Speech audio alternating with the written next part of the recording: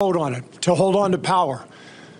So I ask all of you senators who refuse to do anything about the violence, are you going to put your own desire for power ahead of the lives of our children and our elderly and our churchgoers? Because that's what it looks like. Sadly for Mr. Kerr and for countless other families that have experienced gun violence, there is no sign of meaningful change in America, despite the horror witnessed in Uvalde.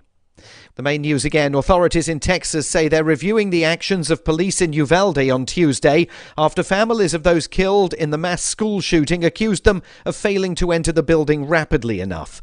Actor Kevin Spacey is facing 4 charges of sexual assault against 3 men in Britain, and a New York court has ruled that former President Donald Trump must testify under oath in a civil investigation into his business empire.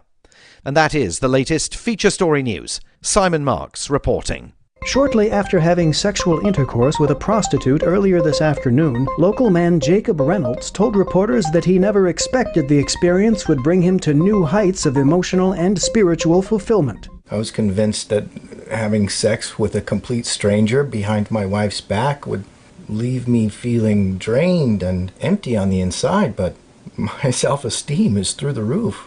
Reynolds, who said he paid $150 for a 30-minute block of time, said that his moderate expectations for the encounter were instantly surpassed by what turned out to be a deeply personal sexual communion that transported him to a new plane of emotional intimacy.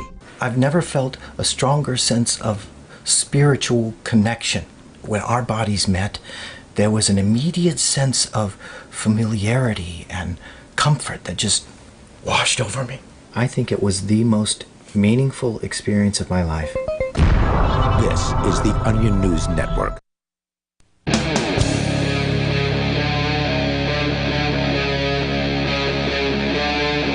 Free Talk Live. It is Free Talk Live, and I am Mark Edge. And I'm Alex. That's right. It's been a long time, ladies and gentlemen, and since I was sitting here in the driver's seat of Free Talk Live, but God, it feels good to be back behind the microphone.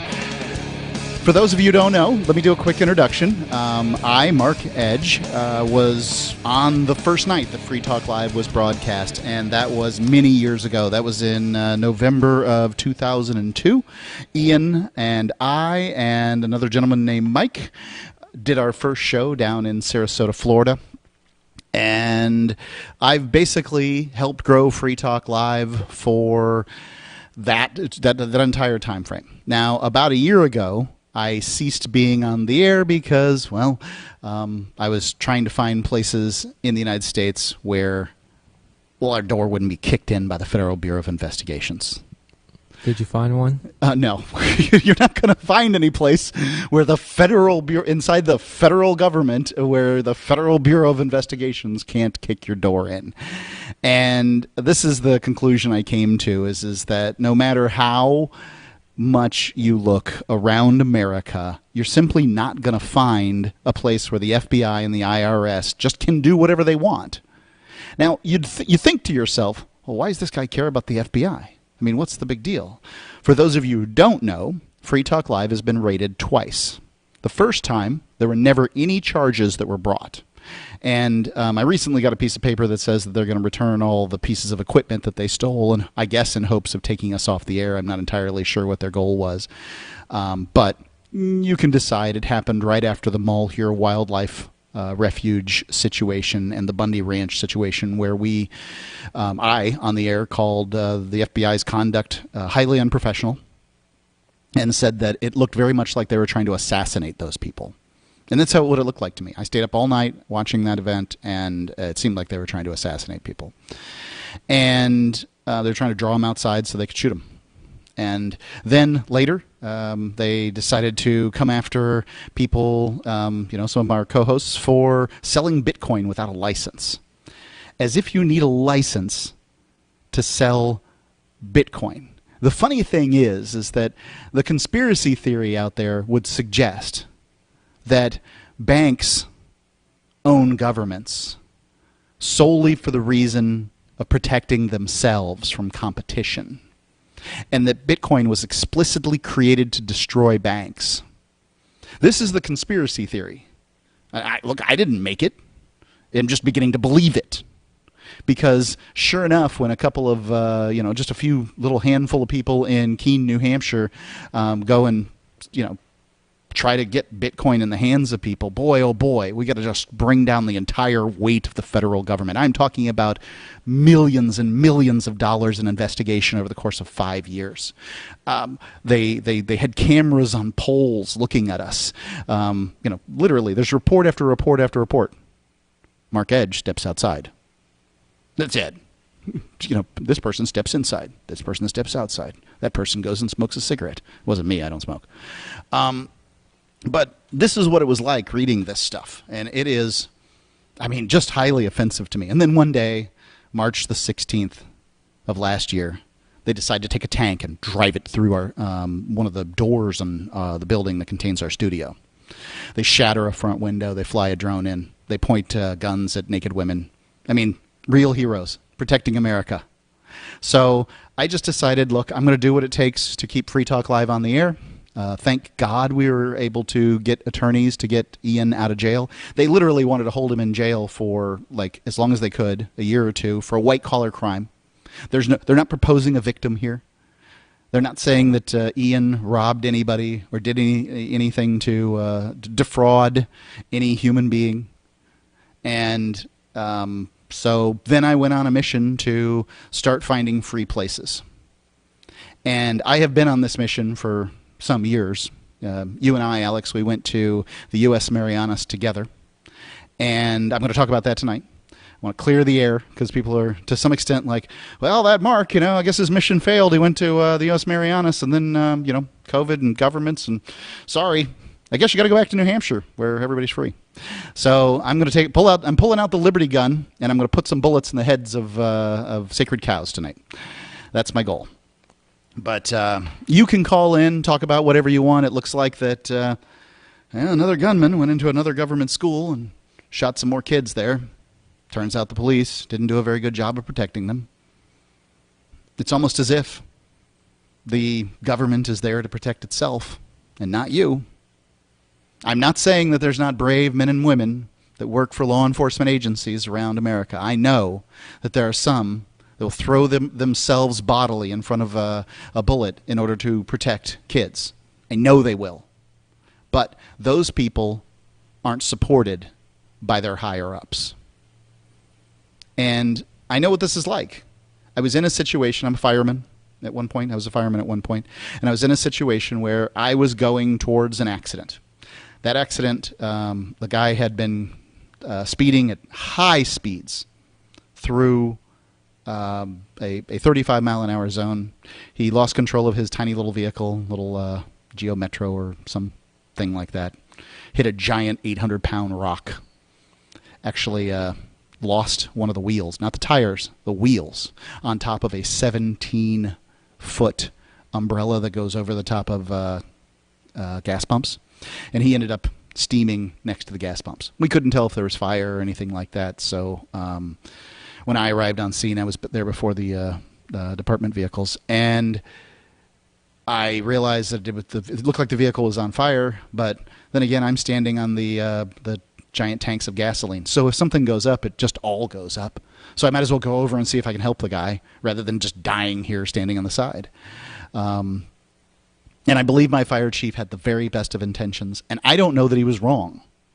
But as I was rushing towards, walking towards the scene, they pull up in the vehicle, and he has one of those John F. Kennedy accents. This is the Northeast where I was working. Mark, you get away from there. And so, well, what'd I do? That was my boss. And I have no idea what these police officers were told. They were probably told to hold steady and don't go in. And I believe some of them did go in to save their kids from the school. But, nobody was going to do anything in the classrooms. So if you want to call in and talk about the Texas shooter, you're welcome to. I can't say that I know everything about the case. Then again, I'll talk to you about anything else I don't know everything about, too. And Alex and I are going to talk to you about what we have discovered over the course of the last year and before that, as far as finding places that are free. Alex, do you want to tell people who you are and what brought you to the air today? Sure. So like Mark, I've been looking for some place where I can build something of significance and be unmolested in said venture. My interest was in creating a crypto community, a circular economy type situation, and given the regulations in the crypto industry and the cultural effects of high bureaucracy places, I began searching for some place that would be more free and open to such an ecosystem.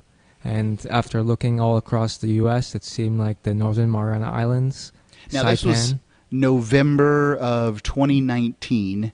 I think it was on Thanksgiving Day. Yeah. You came on Free Talk Live, and you started talking about Crypto Frontier, which I think is a website still up at cryptofrontier.org. Exactly. Yep. And I got so excited about the idea of the U.S. Marianas because of a variety of reasons that I accompanied you there. I think you were there in January 2020. Yeah, you were there 2 weeks or so, a few weeks before me.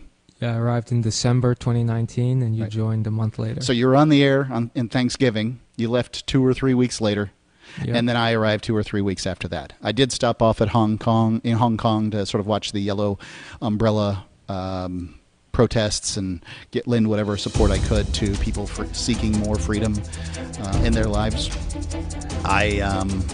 I don't know. It sort of seems like COVID might have drove a stake through the heart of any hope of liberty that people in Hong Kong have, but I certainly do have those hopes. The number is 603-283-6160. That's 603-283-6160. Free Talk Live.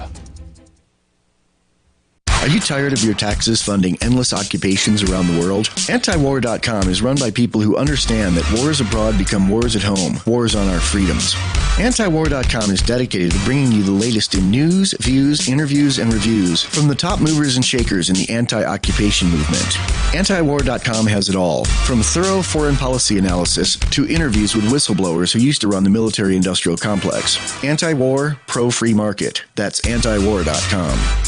When Monster Hunter International discovers one of Isaac Newton's wardstones being auctioned off, they decide to steal it and use it to destroy the Chaos God once and for all. But a mysterious thief upends their plan, and it soon becomes a race against time as something much older and infinitely more evil awakens in the jungles of South America. Monster Hunter Bloodlines by New York Times bestselling author Larry Correia and Baen Books. Visit monsterhunternation.com for more.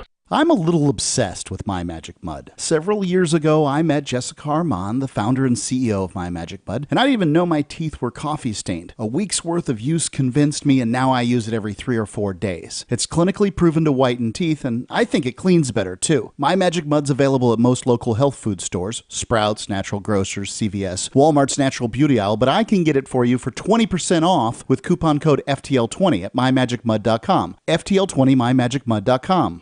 Are you tired of governments murdering people around the world? Stop using their money. There is an alternative. Bitcoin is a stateless free market non-political currency. Bitcoin cannot be inflated or controlled by any government. By using their money, you are helping the state. Stop doing it. You have an incredible alternative available now. Learn it, use it, spread it. Get started with Bitcoin at bitcoin.com. That's bitcoin.com. The Free State Project has reached its goal of 20,000 liberty lovers who've pledged to move to New Hampshire and get active to achieve liberty in our lifetime. Perhaps you're trying to figure out what part of New Hampshire should be your destination. If so, consider Keene. You'll find more than 150 reasons to move to Keene at move.freekeene.com. Keene is famous for its historic, publicity-generating activism, as well as being the liberty media capital of the world. It's home to freekeene.com, New Hampshire's destination for liberty activism, news, and opinion. For years, we've been compiling over 150 reasons to move to Keene at move.freekeene.com, where you'll learn about some of what's happening here and what makes Keene a great place to live. If you love liberty, You'll probably enjoy anywhere you end up in the Shire. But do your due diligence first. Please visit move.freekeene.com for the full list of over 150 reasons to move to Keene. That's move.freekeene.com. What if you want to hear the latest episode of Free Talk Live, but all you have is your phone, you forgot to download our archive, and you have no data connection? You can call our Listen line at 641-793-0191. That's a long-distance number, so you may incur charges. If not, listen as long as you want. 641-793-0191. The Free Talk Live Listen line, 641-793-0191. There are basically two types of advertising, direct response and branding. Radio's great for direct response with its low cost to listener ratio, but audio can't be beat for branding, which is a longer-term endeavor. You want to be the first thing that someone thinks of when they think about your product or service. If you have a local business that you want kept top of mind in your community, call the station. If you need national reach, Free Talk Live's got around 200 radio stations, millions of monthly listening sessions, can suit all budgets, and if we don't think we're right for you, we'll tell you. Email me, mark@freetalklive.com. Don't miss a moment of Free Talk Live. Get our archives daily via our podcast at feeds.freetalklive.com.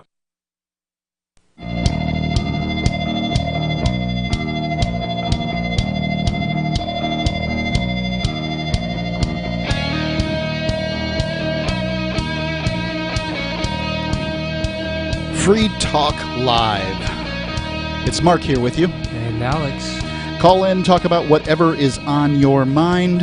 I mentioned the Texas shooter earlier, and Alex and I are going to tell you about some adventures we've had.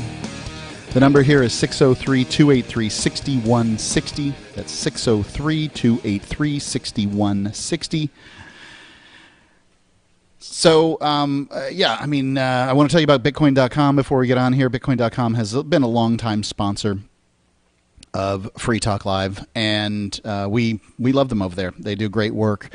If you are just getting into cryptocurrency, you need to go to learn.bitcoin.com. Just go to bitcoin.com. They've got it right there at the top. You can learn, you can buy, you can trade.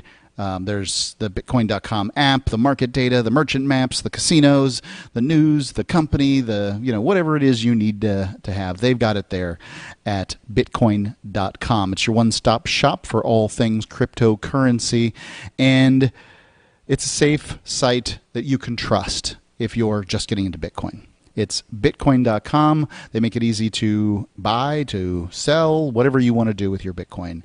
It's Bitcoin.com. And they've got, looks like we're promoting Bitcoin, Bitcoin Cash, and Ethereum as sort of the big three, the triumvirate of crypto here at the top right now. And it looks like the Verse token sale is going on. Are you familiar with the Verse, Alex? A little bit. It's You've heard the name? Yeah, new fundraising token they launched. Oh, very interesting stuff. So, Bitcoin.com. We were telling the story about how on Thanksgiving 2019, this is just prior to COVID hitting, you came on the show and we were talking about Crypto Frontier, which is a project you wanted to move to the U.S. Marianas and begin to attract liberty-loving individuals there to create a new, freer place that would put cryptocurrency foremost, and hopefully see the benefits of that. Now, I'm going to ask some questions here, and I generally know what the answers are, but why cryptocurrency? Why would you choose cryptocurrency as the number one thing? Well, money makes the world go round, right? And without free money, how can one be free, decide what they want to do? And I think in the world of central bank digital currencies and social credit scores that we're heading towards, there's really nothing more important than the ability to be in control of your money, where you spend it, how you receive it. So I knew that money was an important part of everyday life and that crypto is the next evolution in money. So I looked for the best place in the country to build a cluster where the crypto movement and industry could successfully flourish. And now, that's where what I believe is the pivot point. The weak point or the strong point is that you were looking inside the country, inside the United States. Can you tell me why you chose to be inside the United States rather than out of it? Yeah, well, the United States is the biggest economy, and it has the most people interested in cryptocurrency, new technology, and innovation. So it seemed one should at least try in the United States. There's 330 million people that can move to Saipan with just their driver's license, no passport even required. They do want you to have a passport, but you can get there with just a driver's license, right? Yeah, you might need a birth certificate as well, or some other thing to confirm your citizenship. But you're a status. U.S. citizen, and so are the people who are born in Saipan, Yes. the U.S. Mariana Islands, the Northern Mariana Islands, the U.S. Mariana. So we're going to refer to it as a variety of things.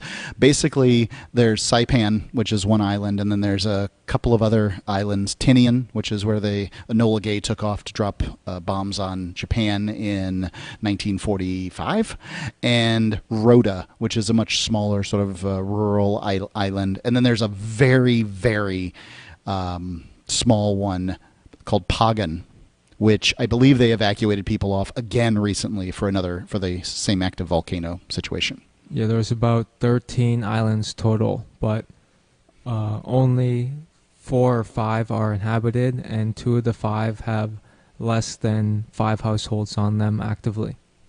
2 of the 5 do. Yeah. I did not know that. That's one more than I knew. Yeah. I haven't been out to those outlying islands because getting there is kind of difficult.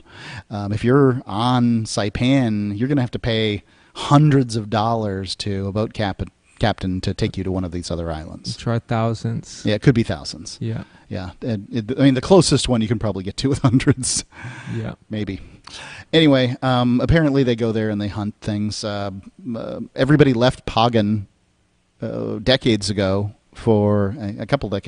because of a volcano, and they've got wild running pigs and cows and all kinds of things over there. So they've gone a little feral, and the governor recently introduced deer on the island for hunting, violating some of the nature laws and conservation laws. He just got some deer, took them on a police boat, and put them on the island. And that's the kind of thing that kind of attracted me to Saipan, is the very live and let devil live. may care attitude towards. If no one's hurt, is there really a problem? It's kind of the mentality. Yeah. Now, you can argue sometimes it might seem like no one's hurt, but they actually are. But the general philosophy exists there, and that seems to be lacking very much in the mainland U.S., where everyone's trying to look for some reason to sue you or create bureaucracy. I'd call the deer problems. a reintroduction. He reintroduced deer to the island of Pagan. From who? The Spanish? 500 years earlier? I don't know. Did they bring deer? Yeah, where were their deer? The How did the deer get there in the first place? Spanish It's a good question. brought them over, is my understanding. Oh, yeah, that makes sense. I mean, they were all over Rhoda. Yeah. But just because they're not indigenous doesn't mean they can't be reintroduced. You could rid your island of voracious rats and then bring new ones in if that's what you wanted to do. Anyway, we both was it January of 2020 were on the island of Saipan, and we did tour around a little bit, but this was basically the project was to introduce cryptocurrency there. We met with the Senate, a subcommittee of the Senate, which was, the Senate's not that big, so the subcommittee was basically a third of the Senate. And we had met with representatives at different times, we being the activist group, and there was quite a few there. How many movers do you think you had in total? I would say a total of 12 to 20, depending on how you count movers, right? How long do they have to stay? Do the families count? Do the kids count? So it depends on how you count it, but 20 movers. The Free State Project has had 5,000. Well, it's per capita, right? The number of voters in the CNMI is 18,500. There's 18,500 voters in the CNMI. So obviously, one person moving is significantly more powerful. You're practically a voting bloc as you move. Yes. Yeah. So that does change things as far as per capita goes. The number, 603-283-6160. That's 603-283-6160 here on Free Talk Live. Call in, talk about what you want to talk about. Free Talk Live. Free Talk Live's video archives have been on LBRY for years. LBRY is an uncensorable, decentralized, blockchain-based media sharing protocol, and we're big fans of it here on Free Talk Live. In 2020, LBRY launched Odysee, a video sharing website to compete with YouTube, and it's really taking off. Now with over 1 million channels, many of whom are disaffected YouTube creators. During YouTube's crackdown for not towing the government line on COVID, the Free Talk Live YouTube channel started receiving strikes and could be completely taken down at any moment. Thankfully, Odysee started offering live streaming, so we're now streaming live every night and posting our video archives permanently to Odysee. You can watch live or anytime on our Odysee channel by visiting video.freetalklive.com. If you want to go all in, download the desktop app at lbry.com, and then every video archive you watch, you'll help seed and keep it online forever. At minimum, we ask you visit video.freetalklive.com and follow us on Odysee today. video.freetalklive.com. From Feature Story News in Washington, I'm Simon Marks. Authorities in Texas say they're reviewing the actions of police in Uvalde on Tuesday after families of those killed in the Robb Elementary mass shooting accused them of failing to enter the school rapidly enough. Investigators conceded today that teenage gunman Salvador Ramos was not tackled by police until an hour into his siege of a fourth-grade classroom, where he murdered 19 children and 2 teachers. Video on social media shows parents remonstrating with police as the siege continued and being threatened with tasers. Investigators claim that all the fatalities occurred within the first few minutes of the attack, but witness accounts differ. Victor Escalon is the regional director of the Texas Department of Public Safety. There was numerous officers at that classroom, numerous. Once we interview all those officers, what they were thinking, what they did, why they did it, the video, the residual interviews, we'll have a better idea. Could anybody have gotten there sooner? Meanwhile, the husband of one of the 2 teachers killed in the massacre has himself now died of a heart attack. Family members say Joe Garcia was stricken with grief that led directly to his death. He and teacher Irma Garcia were high school sweethearts and leave 4 of their own children behind. The British government is pledging financial support totalling £15 billion for all households in the country as it braces for another energy price rise later this year. FSN's Ollie Barrett in London says the country's Chancellor of the Exchequer, Rishi Sunak, was derided in Parliament for failing to act earlier. He says that when you then add in the support the government's already set out for households up and down the country, that we're now up to around £37 billion in support. The Labour Party insists that the government's being dragged kicking and screaming, they say, into this windfall tax. And we also heard other criticisms from other opposition parties in the Commons. Actor Kevin Spacey is facing 4 charges of sexual assault against 3 men in Britain. The news was disclosed today by the UK's Crown Prosecution Service. It relates to incidents that allegedly occurred between 2005 and 2013. A New York court has ruled that former President Donald Trump and 2 of his children must testify under oath as part of a civil investigation into the Trump business empire.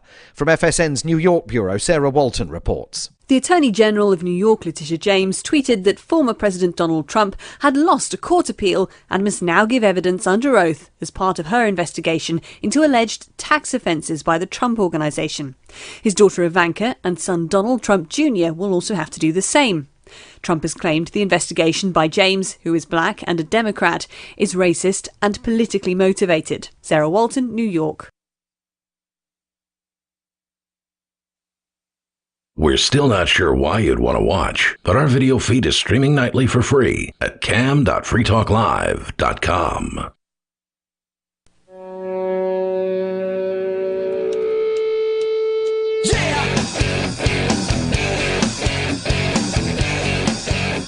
Free Talk Live.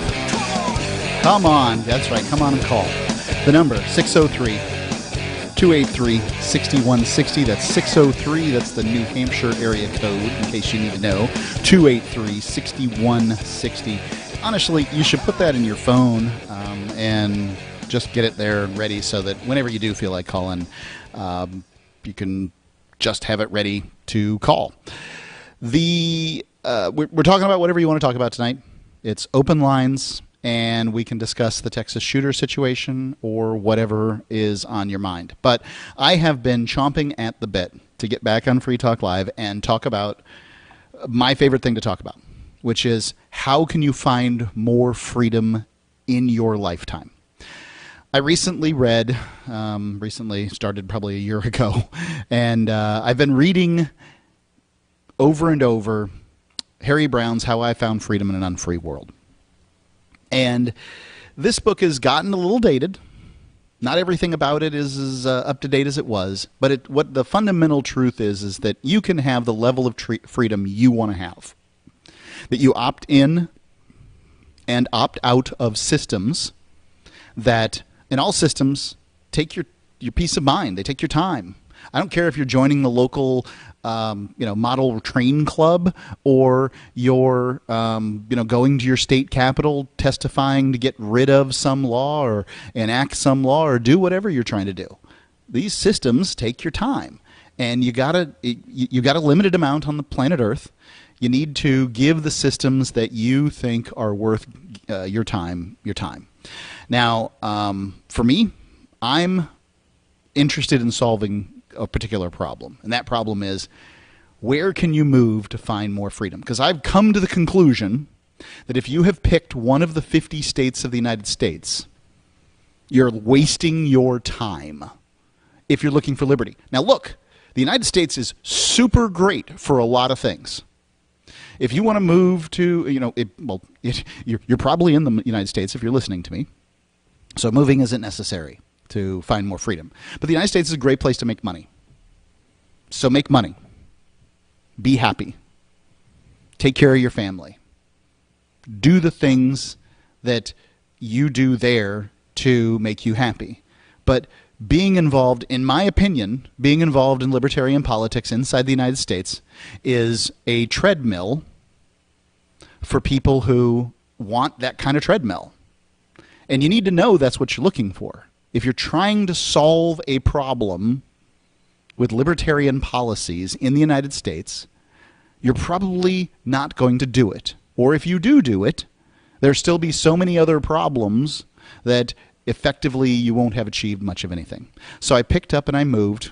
After picking up and moving to the Free State Project for Liberty, and mostly I was picking up and moving and following Free Talk Live and my business partner Ian Freeman, but picking up and moving in 2006, I picked up and moved again in 2019. So no one can claim I didn't give the Free State Project my time and my all. I was elected 3 times to delegate to the state convention for the Republican Party.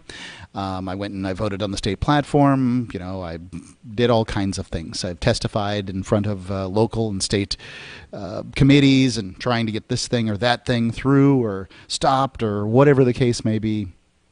And what I realized was that you can have, you should find the place that has the most freedom today that you're looking for. Now, this is one of the reasons I picked up and I moved to Saipan in 2019. Now, not that I'm looking for it, but prostitution's basically ignored, just like it is in Nevada. Nevada has it legal in some places, and frankly, the cops can't chase the hookers around those casinos enough. I mean, it may be illegal in the counties where there is gambling, but try and stop them. There's weeds legal in Saipan. Now, I don't smoke marijuana, but I like the idea that people aren't thrown in jail for it. I don't want to pay for the incarceration of Americans for possessing weed. What are some of the other things? Casinos? Casinos are legal. Lowest taxes in America. Right. No sales tax. No property tax. No property tax. Lower income tax than any of the states. It's basically the same income tax structure as the rest of the United States, but it's up to an 80% discount. I mean, there's a 100% discount too if you get low enough. But you can more or less guess that the average middle class person is going to pay 80% less. So there's 20% you'll pay 20% of tax. Except for capital gains. Watch out. And we were there for a couple of months. And we worked very hard to try to get the You government. were there for a couple months. I was there for a couple of months, yes. You I and was I. there for a couple of years. You were there for a couple of years, yep. And we'll always be there in spirit. Yep. I'm still a resident of the U.S. Marianas thanks to the IRS laws. But what happened was COVID occurred. And this was in the Pacific. And many of the countries in the Pacific, many of these small countries were shutting their borders. They weren't letting anyone in and anyone out. So the governor kind of took a cue from all of this and said, hey, we're going to stop tourism right now, and we'll pick it up later when this is over. Now, that seems like a terrible idea if you're in a tourist business, but hey, we're just stopping the planes. So I got out on the third. My family and I got out on the third to last plane to leave the island for months, and weeks. It was just weeks. How many? I think it was most of April. Oh, really? I thought it was a lot more than that. But then they had 5-star tropical paradise jail if you decided to return. Is that right? Yeah, they had a quarantine for everyone coming in. And then there was a time when you could not do quarantine if you'd gotten your vaccination shot. Yeah, it was first everyone quarantined. Then there was a self-quarantine period where you could quarantine at home. And then due to the compliance issues in Saipan, where people were quarantining at the bar and the club and everywhere else, they're like, okay, the self-quarantine might not work too well here. Yeah. So then it was mandatory quarantine for everyone, even the vaccinated, because they realized the vaccine wasn't that effective quite early on. Yes. But then there was some backlash, so then it was only unvaccinated had to quarantine, and then finally no one had to quarantine. So it's... At this point, one doesn't have to quarantine. But, yeah, so more or less I left, and I decided I didn't want to go sit in a quarantine for X amount of days or weeks, and I couldn't get a straight answer out of the Saipan office, the mayor's office, and on what I had to do and what I couldn't do. So I just waited it out. And as long as you're still under a state of emergency, a FEMA-declared state of emergency, the IRS considers you to be physically in your home state. So obviously you have to look this up for yourself if you're trying to play this little game, but it happened to work out for me. So at this time, I believe we're still under a state of emergency in Saipan for COVID, and therefore I am still physically there. And I got shook on Crypto Frontier. I really felt like, the governor's ability to shut down airlines for weeks is disturbing. And essentially commerce was shut down for a long time. Now, admittedly, I was spoiled. I was in Florida. I realized that places like California and New York, that the country was shut down pretty thoroughly during this time frame. But I didn't feel that shut down. I was in as free a place as you could be. I think Florida was ranked the number 5 freest state, behind places like Arkansas and South Dakota, which I would have liked Florida to be as free as Arkansas and South Dakota, but I would not have liked to have necessarily been stuck in Arkansas and South Dakota. I know what the winters are like in New Hampshire. I can only imagine what they're like in South Dakota. Yeah. I would push back a little bit. The governor did not ban flights. That only the FAA has the authority to do that. He just suggested that people don't leave. Likewise, on some indicators, Saipan did pretty well, such as having no mask mandate. Perhaps the only place. But compliance was very high, even without a mandate. Not that that matters. I mean, that's people making choices that they're choosing to make. But there was also... United did shut flights down. Yes. Yeah, so that wasn't so cool. Free Talk Live. This is Michael Dean from the Freedom Fiends. I've run websites since 1996 and have used over a dozen web hosts in that time. AgristHosting.com is the only one that hasn't broken my heart. Agrist Hosting's uptime and service is stellar, and their DDoS mitigation is the best I've seen. That's important because if you tell the truth in this world, you'll ruffle feathers. And some people will try dirty tricks to silence your voice. No matter what the haters hit us with, Agorist Hosting keeps our websites online. If you have a mission-critical commercial presence or a world-changing activism site, you cannot tolerate any skullduggery. So go with agoristhosting.com. Have a WordPress or blog site, but you're not satisfied with performance or uptime? Or just want raw hosting? Want to pay with Bitcoin? Agorist Hosting specializes in high-performance hosting with personalized service. Go to agoristhosting.com and click on the button that says Get Hosted. That's agoristhosting.com. Looking for a great real estate investment? Consider New Hampshire, which is ground zero for the Liberty Movement. Your first call should be to Mark Worden from Porcupine Real Estate. He's more than just a real estate agent. He's your New Hampshire concierge. Where are the best places to live? Do you want farm, city, the burbs, or forest? Do you want a duplex or multifamily building so that renters pay your mortgage? There are homes in all price ranges in New Hampshire, and Mark can help with financing too. Invest in liberty and property. Mark Worden can help. PorcupineRealEstate.com. Tired of cancel culture? Sick of mega tech corporations holding an axe over your head? Join the LRN.FM Matrix chat server. It's self-hosted, so no one else can tell us what to do or say. Don't like the existing channels? You can make your own. You can even connect into some of our channels from other Matrix servers. It's federated. For the full LRN.FM Matrix experience, though, you should join our server via the step-by-step instructions at chat.lrn.fm. Chat.lrn.fm.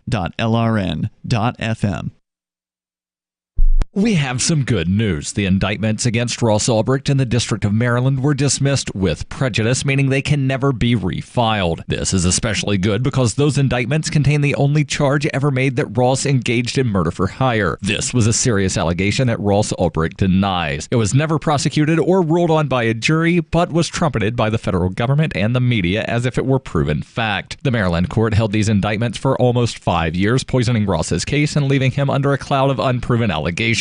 As explained in Ross's appeal to the Supreme Court, the fact that the judge used these allegations to give Ross a draconian sentence of double life without parole violated his Sixth Amendment right to a jury trial. Judges are required to issue sentences based on convictions decided by a jury, not unproven allegations never even charged at trial. Although this is a positive development, the dropped indictment will not set Ross free. Now, a presidential pardon is Ross's only hope of freedom. Sign the petition at freeross.org. freeross.org. If you want to know the latest about Free Talk Live before we go on the air, all you need to decide is how you want it delivered. It's your choice. Visit news.freetalklive.com to receive our usually weekly news updates by email. Plus, we have a Twitter account at twitter.freetalklive.com, and you can follow us on the decentralized Mastodon platform at toot.freetalklive.com. So please follow us at toot.freetalklive.com and sign up for our emails at news.freetalklive.com. So you've signed the Shire Society Declaration and are planning your move to New Hampshire to be around more liberty-oriented people. Next, sign up for the Shire Society Forum at forum.shiresociety.com. There are a bunch of people there who are already in the Shire, and they want to meet you. If you're already in the Shire physically, you should also come by the forums. Remember, not everyone uses Facebook. New people are signing up for the Shire Society Forum every month, so drop in and say hello at forum.shiresociety.com.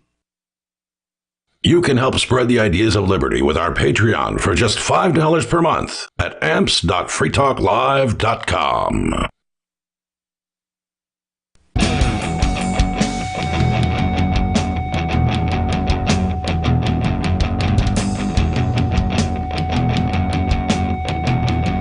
It's Free Talk Live. The number is 603-283-6160. That's 603-283-6160. It's longtime host of Free Talk Live, Mark Edge. And Alex. And we are hosting the show here from the beautiful island of Utila in Honduras. Ooh. Yeah, and we're going to tell you more about that here in a little while. Is that an asshole country? there's according to one S-head, yes, that's the case. It's an asshole country. You know, I don't disagree with the notion that some countries are better than others. All you have to do is travel to some, and then you can come up with your determination as to which ones are assholes and which ones aren't. I'm kind of a chauvinist for the United States. I like it. I know what it's like to grow up there. I know what I'm going to get. America. Yeah, I'm not exactly not that. But I think that there are many things that America used to be that it isn't anymore, and that you can find some of those things elsewhere. Yeah, I think America, the idea, is what we love more than America, the place. The place has become a giant co-working space or shopping mall, and it's spreading all around the world where pretty much every city is the same. You go from chain store to chain restaurant to chain job, and you're just chained there, stuck and trapped. And the freedom that we once had is now gone, because if you say the wrong thing or even think the wrong thing now, you might get canceled. You're exactly right. This is how I feel about it in so many ways. I mean, America just seems insane. And it was COVID in large part that made me feel that way. Now, you and I were talking about just before we, whose state was better. Yeah, well, we were talking about what it was like in Saipan or the U.S. Marianas or whatever you want to call it over there. It's north of Guam, and it's U.S. territory, and it's got 18,500 voters. And we were over there, and you said the governor didn't shut down the planes when COVID happened, but effectively he did. He basically pressured the airline United to stop flights for a little while they got everything under control. Yeah. And then basically the tourists were stopped for a year and a half. Yes, that's definitely the case, and it was pretty good for us who were living there because we had unspoiled beaches and nature, and not that there was ever much traffic, but the 5-minute traffic turned into 5-second traffic. Right. And it was just, we had our own paradise to ourselves, so that was wonderful. All the hotels had sales all the time as they try to stay afloat, and right. just a grand old time. Come swim in our pool, do something. I mean, like keep our staff employed. It'll, just come out. Ocean view villas were cheap. Yep. And one of the things I said about the U.S. Marianas while I was there, and I'm going to stand by it, is I said the liberty was palpable. The freedom there was palpable. You could sort of feel it in the air. And it truly was, in many ways, the freest place in the United States. It is the freest place in the United States. It's the kind of place where you can rent a car with no driver's license or insurance or even speaking the language. You just do a handshake and, that's it. But everybody speaks English there, and they use the dollar. Almost everyone speaks English. That's yes. true. You could have, you go to Chinatown or some of the whole other island's areas. Chinatown. A third of the population is Chinese. Another third is Filipino, and the last third is the voters, Americans. So they're Chamorros or Carolinians, and then literally, white guys are like 1% of the population. Yeah, it's very small and minority. You know what? I shouldn't even say white guys. I should say, I don't even know what term to use. Mainlanders. Mainlanders? Okay. Yeah. I mean, there's lots of mainland people from China or from the mainland. But, there's not a good terminology for what they are because, here I am calling you a white guy. I'm including you in the white guy numbers. But, the black guy numbers? I mean, what was it? You and Vin? Yeah, very few. Probably 5 or 6. Longtime hoster of Free Talk Live, Vin Armani, moved, and after a conversation with me, he wanted to know what it was like there, and I told him. And I think that it was my conversation that was pivotal in him getting excited and wanting to test it out. Some of the downsides of this as a freedom destination, I want to give them to people, is it is remote. Getting there costs these days probably $1,500. I think more. I think it's about 2,000 now. Before it used to be 1,500. You could even round trip for 1,500, but now I bet it's over 2,000 with the whole Ukraine situation. Right. So getting there is not easy to do. And what would you say some of the other obstacles to Saipan being the destination for somebody who's seeking more liberty? You'll miss some of your creature comforts.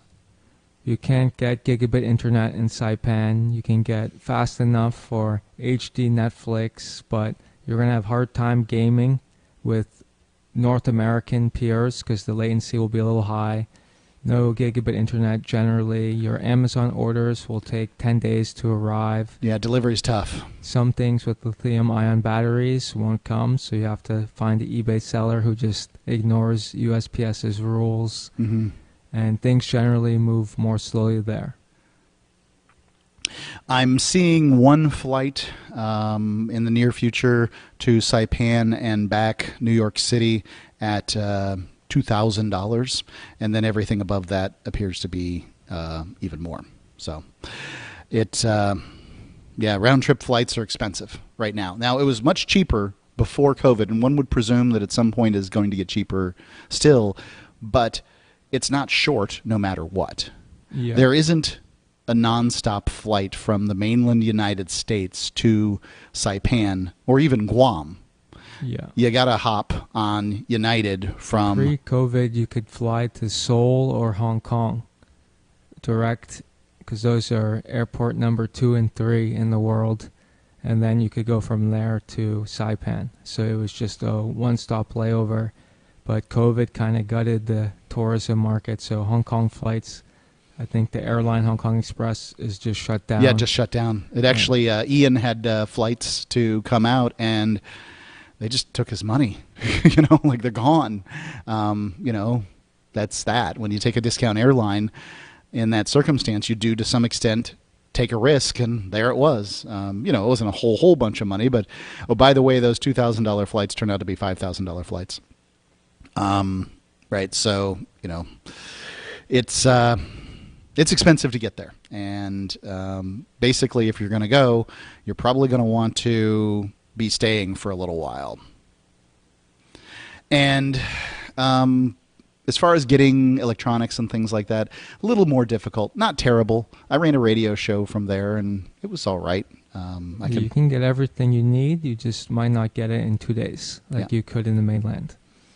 Yeah. So anyway, it was... I think that it was worth. I'm absolutely happy to have gone there, and I'm happy to have learned what I learned. But ultimately, it wasn't. I didn't think it was the destination, and I have something specific going on.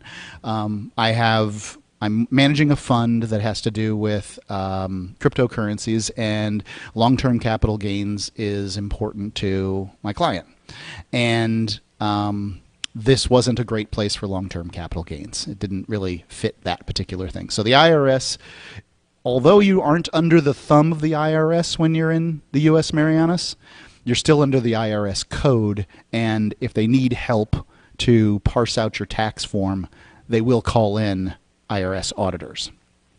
And also, and the only way to really get out from underneath the IRS is to give up your citizenship.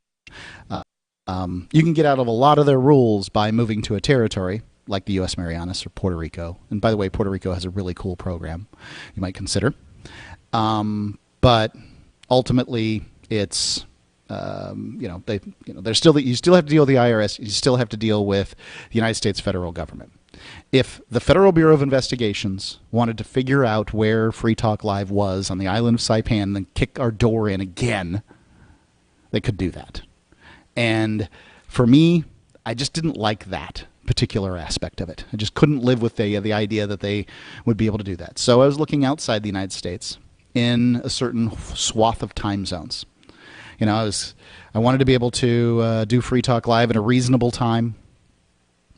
Started as late as 7 o'clock and end it by 10. Is what I wanted to do, and then I could do it early in the morning. You and I did Free Talk Live as early as 9 a.m. in Saipan, which is kind of early for me at one point in my life. Now I'm getting up at 5, but nonetheless. Anyway, give us a call. Talk about whatever you want to talk about. We're talking about where are the freest places on Earth and some of the things that we've discovered over time. It's Mark with you. And Alex. Here on Free Talk Live, 603-283-6160.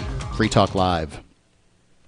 There are lots of ways to listen to Free Talk Live. Our podcast has been around since podcasts began, and now the FTL feed is loaded with content besides our full show archives. Did you know that we make it easy for you to customize your podcast subscriptions? We have different feeds, one that includes only our full shows, one with just the Daily Digest, and our main feed that includes everything. You decide what you listen to. It's quick and easy to customize your feeds at feeds.freetalklive.com. That's feeds.freetalklive.com. Do you feel like your nation, state, or community no longer holds your values? Have you dreamt of a place where people agree that liberty is important and are free to pursue their projects so long as they respect the property of others? There are many people just like you that are discovering freeprivatecities.com. Their social media links are at the upper right of the page at freeprivatecities.com. All skill levels will be needed when the first of the Free Private Cities opens. It's sooner than you think. Stop arguing and build. freeprivatecities.com. The new 4th edition of Healing Our World, The Compassion of Libertarianism, will take your understanding of liberty to a deeper level and has over 1,300 updated references, new cartoons, and a foreword by Dr. Ron Paul. With discounts for multiple book purchases, the 4th edition of Healing Our World is a great gift for the liberals, pragmatists, environmentalists, and Christians in your life who think libertarianism is cold-hearted. Get yours today at healing.freetalklive.com and use promo code FTL for a $5 discount. What if you want to hear the latest episode of Free Talk Live, but all you have is your phone, you forgot to download our archive, and you have no data connection? You can call our Listen line at 641-793-0191. That's a long-distance number, so you may incur charges. If not, listen as long as you want. 641-793-0191. The Free Talk Live Listen line, 641-793-0191. You're listening to the live edition of Free Talk Live. Hour number 2 is next after the news here on the Liberty Radio Network at LRN.FM. From Feature Story News in Washington, I'm Simon Marks. Authorities in Texas say they're reviewing the actions of police in Uvalde on Tuesday after families of those killed in the Robb Elementary mass shooting accused them of failing to enter the school rapidly enough. Investigators conceded today that teenage gunman Salvador Ramos was not tackled by police until an hour into his siege of a 4th-grade classroom, where he murdered 19 children and 2 teachers. Video on social media shows parents remonstrating with police as the siege continued and being threatened with tasers. Investigators claim that all the fatalities occurred within the first few minutes of the attack, but witness accounts differ. Victor Escalon is the regional director of the Texas Department of Public Safety. There was numerous officers at that classroom, numerous. Once we interview all those officers, what they were thinking, what they did, why they did it, the video, the residual interviews, we'll have a better idea. Could anybody have gotten there sooner? Meanwhile, the husband of one of the 2 teachers killed in the massacre has himself now died of a heart attack. Family members say Joe Garcia was stricken with grief that led directly to his death. He and teacher Irma Garcia were high school sweethearts and leave 4 of their own children behind. The British government is pledging financial support totalling £15 billion for all households in the country as it braces for another energy price rise later this year. FSN's Ollie Barrett in London says the country's Chancellor of the Exchequer, Rishi Sunak, was derided in Parliament for failing to act earlier. He says that when you then add in the support the government's already set out for households up and down the country, that we're now up to around £37 billion in support, the Labour Party insists that the government's being dragged kicking and screaming, they say, into this windfall tax. And we also heard other criticisms from other opposition parties in the Commons. Actor Kevin Spacey is facing 4 charges of sexual assault against 3 men in Britain. The news was disclosed today by the UK's Crown Prosecution Service. It relates to incidents that allegedly occurred between 2005 and 2013. A New York court has ruled that former President Donald Trump and 2 of his children must testify under oath as part of a civil investigation into the Trump business empire. From FSN's New York bureau, Sarah Walton reports. The Attorney General of New York, Letitia James, tweeted that former President Donald Trump had lost a court appeal and must now give evidence under oath as part of her investigation into alleged tax offences by the Trump Organization. His daughter Ivanka and son Donald Trump Jr. will also have to do the same. Trump has claimed the investigation by James, who is black and a Democrat, is racist and politically motivated. Sarah Walton, New York. From bureaus worldwide, this is FSN. With FSN Spotlight, I'm Simon Marks. Today, the emotional plea of one of America's best-known sports personalities in light of the Uvalde shooting massacre. Steve Kerr is the head coach of the Golden State Warriors, and he was in Texas on Tuesday where the team had a fixture with the Dallas Mavericks. But Mr. Kerr is no stranger to gun violence. His own father was fatally shot by terrorists in Lebanon in 1984. And on Tuesday night in Dallas, he was at breaking point. When are we going to do something? I'm tired. I'm so tired of getting up here and offering condolences to the devastated families that are out there. Enough. There's 50 senators right now who refuse to vote on H.R. 8, which is a background check rule that the House passed a couple of years ago. It's been sitting there for 2 years. And there's a reason they won't vote on it, to hold on to power. So I ask all of you senators who refuse to do anything about the violence, are you going to put your own desire for power ahead of the lives of our children and our elderly and our churchgoers? Because that's what it looks like. Sadly for Mr. Kerr and for countless other families that have experienced gun violence, there is no sign of meaningful change in America, despite the horror witnessed in Uvalde. The main news again. Authorities in Texas say they're reviewing the actions of police in Uvalde on Tuesday after families of those killed in the mass school shooting accused them of failing to enter the building rapidly enough. Actor Kevin Spacey is facing 4 charges of sexual assault against 3 men in Britain, and a New York court has ruled that former President Donald Trump must testify under oath in a civil investigation into his business empire. And that is the latest feature story news. Simon Marks reporting. Federal authorities are currently on high alert in Washington, D.C., following reports that hundreds of crazed sociopaths infiltrated the congressional chambers this morning. Mary Canley, a Capitol employee who managed to escape the House chambers, described the troubling scene to reporters. I saw all of them. About 400 to 500 completely deranged people just rambling on about guns, the military, and money. Investigators say the lunatics, many of whom are believed to suffer from severe personality disorders, have locked themselves in the chambers for hours now, with no clear purpose or reasoning. I looked at one of them right in the eyes, and it was like he was empty on the inside, devoid of any emotion or feeling. It was horrifying. It's only a matter of time before they do something that really hurts someone. We believe these men to be manipulative and extremely dangerous. Luckily, they are also very disorganized, and there is a chance they may never be able to ever take any action at all. For more on this developing story, keep checking theonion.com. This is the Onion News Network.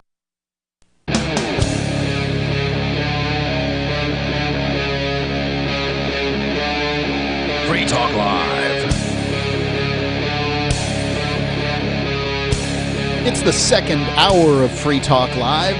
It's Mark with you. And Alex. That's right. We are live here on Free Talk Live. Give us a call. The number is 603-283-6160. That's 603-283-6160. And I have to, apparently, Ian told me that I missed a caller. I'm doing this on a laptop, so every screen that I've got pulled up, I can only have one at a time.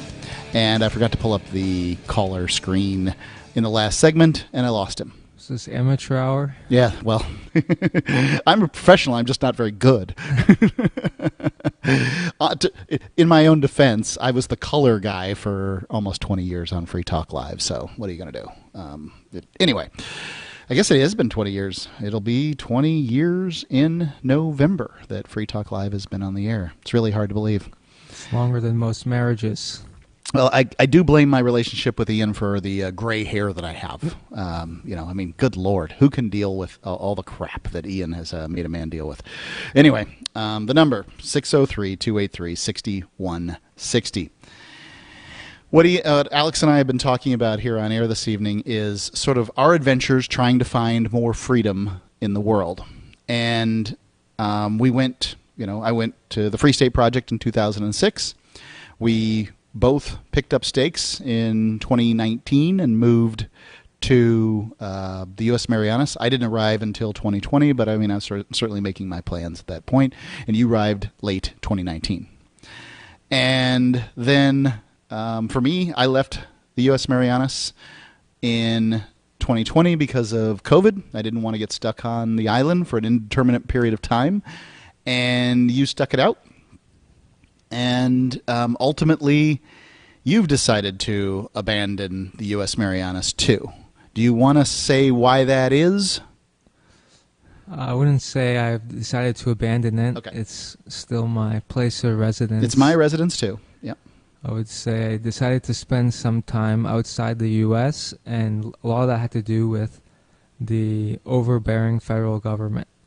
You still felt it even there in the Pacific.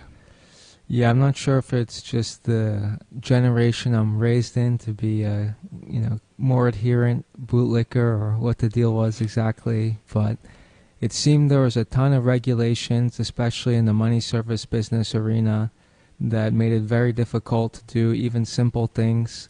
We had a system that allowed you to pay your electricity bills using crypto. And after we built it, we realized this could potentially be classified as a money service business. We even had an MSB license, but did we want to go through all of the work of an MSB transaction every time someone wanted to pay $20 to their electric bill? Right. Was it worth it? We'd have to do all of this compliance, and so ultimately we just felt like it's probably not worth it from ROI perspective on the business side. And after many incidents like those, potential regulations in crypto, it just seemed like we're spending more of our time worrying about federal regulation than we are building things. And so I wanted to see how it would be like overseas, what the environment was on that front. And I found that it's a lot less overbearing, a lot fewer regulations to stress about. One of the things that I felt when I first moved to Saipan, the U.S. Marianas, was I felt a little freer just because I didn't have to worry about U.S. politics. No shooter is going to go into a public school in Saipan and light the place up because they're cuckoo for Cocoa Puffs, right? It's just not going to happen there. It's a gentle little island. I mean, the peace signs are everywhere. I spent my time just looking for the word peace that was on, signage and things like that. They have a giant sign that says peace. That may not be there now, but I mean, it was at the time, 2 years ago, there was a giant sign like the Hollywood sign, huge letters, peace. They could have spelled out anything, and they chose to spell out peace. And it's really just all over the island. And for me, I saw the commitment to peace on the island. I really liked it for that. Even the police there are peace officers, right? Mm-hmm. Many libertarian types have pretty negative views towards the police, and you could argue based on many incidents that have happened, it's justly so, but you can't really bring that to Saipan after you see the police help change your tire in the rain. Yeah. Right, when your friend's wife's car breaks down, it's pouring rain, and the police just help her to change a tire because she has 2 kids in the back and has her hands full. And where do you find that? Yeah. After accidents, they bring out dustpans and sweep up all the debris, and it's just, they actually care about the people. They don't want to give you a ticket. I've driven with... It's hard to get a ticket. Back tail light, front tail light out, and no registration, and a handshake rental car, and they didn't give me a ticket. Yeah. Where I probably would have got impounded if I were in the mainland. Right, and then you have the added part that you have the plus of driving while black in some communities, and Lord knows what that would have been necessarily like. There, no problem at all. Yeah, they understand. The rental car places don't renew the registration timely. Yeah. So they're like, it happens. Just go straight home and get that fixed. So I went to Florida for COVID and hung out there. I did travel, around the globe and back. So what I say, two thirds of the way around the globe and back. So from Saipan to Africa and back to Florida, all in 2020. But to me, Florida was one of the freest places to be. And then, the world began opening up in 2021, done some more traveling since then. But during that 2020, I was really sort of collecting myself. I was trying to figure out, well, where's the freest place? Where am I going to check out next? And then this place, Prospera, you can find out their website at prospera.hn, begins to come on the scene. Prospera, they'd been around before, but it looked like they were really doing something. I wasn't so sure at first. And Prospera is this, what they call a ZA. That's a educational and economic development zone in Honduras. And when the ZA law was passed, this was the freest place on the planet. Now, Prospera was the first ZA. They're currently, to the best of our knowledge, in Honduras. Here in Honduras. I'm broadcasting from Honduras right now. 3 ZAs. Now, ZAs have kind of taken a blow recently. The new president doesn't like them much at all. The Congress voted to undo the ZA laws. However, they need to vote that way again. And I'm not entirely sure how the ZA votes work, and it doesn't really matter to our audience, but let's just say that ZA, all the places that were ZAs before are still ZAs. It's just that you can't make a new one. And apparently you can't join one either, although that shouldn't be the case. So I was curious, like, what's going on with ZAs? How this is going to work? Now, to my knowledge, you can't live inside of Prospera proper currently. But so there is another ZA. Just because of a lack of residential housing. That's correct. It's not a legal rule or anything. Yeah. It's not a legal rule, but there is another ZA that has housing in it, but it seems like they're having a lot harder time proving that they're a ZA. That's Morazan.city. Morazan.city. You'd have to look that up. Ciudad Morazan. Ciudad Morazan.city? Ciudad Morazan's their name. Yeah. And their website is morazan.city. And then there's one more, and ZAs have gotten some bad press here. It's really easy to convince some people that something's being stolen from them. Our sovereignty is being taken. Ladies and gentlemen, you never had your sovereignty. Now, I don't care if you're in Honduras, or you're in Wyoming, or you're in New Hampshire, or you're in Florida. You don't have your sovereignty. And it's a joke to suggest you do. The only people who are going to tell you have your sovereignty are people who are trying to sell you something. That's it. You don't have your sovereignty. You traded it to live where you live. You want sovereignty, you need to buy a big old chunk of land someplace and live on it. The number 603-283-6160. Your call's coming up here if you hold on. 603-283-6160 here on Free Talk Live.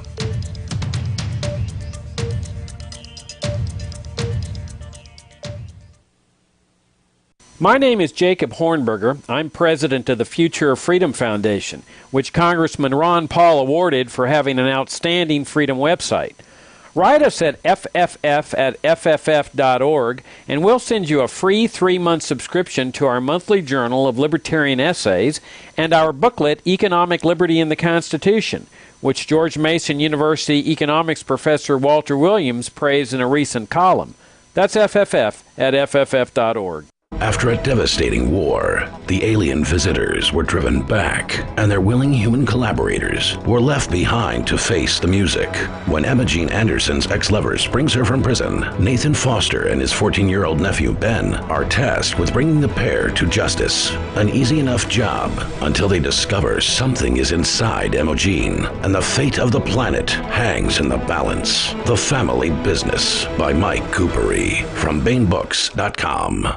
I'm crazy about My Magic Mud. This is the most important oral care product created this millennium, and I'm not kidding. We all have different opinions on politics and issues, but we all have mouths. And I want yours to be as clean as possible, with teeth as bright as they were meant to be. I will never be without My Magic Mud. It's a little surprising, but man, does it work. If you only listen to one thing I say ever, go to mymagicmud.com and get 20% off with code FTL. mymagicmud.com, code FTL.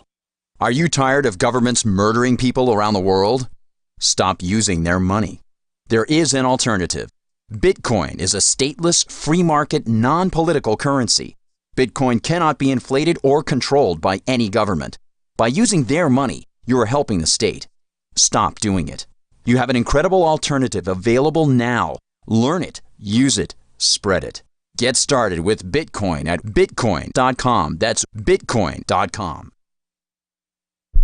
Join liberty-minded voluntarists, anarchists, and libertarians from June 27th through July 3rd for the 6th annual Fork Fest at Rogers Campground in the beautiful White Mountains of New Hampshire. Fork Fest is a fork of the Porcupine Freedom Festival, which sold out for the first time in 2021. Fork Fest takes place the week after Pork Fest, but Fork Fest is decentralized, which means that there's no ticket cost and no one is in charge. All you have to do to join the fun is reserve your camping site, RV site, or motel room with Rogers Campground for June 27th through July 3rd. There's no better place to celebrate Independence Day than around other freedom-loving activists in the Shire. You can find out more at the unofficial website, forkfest.party.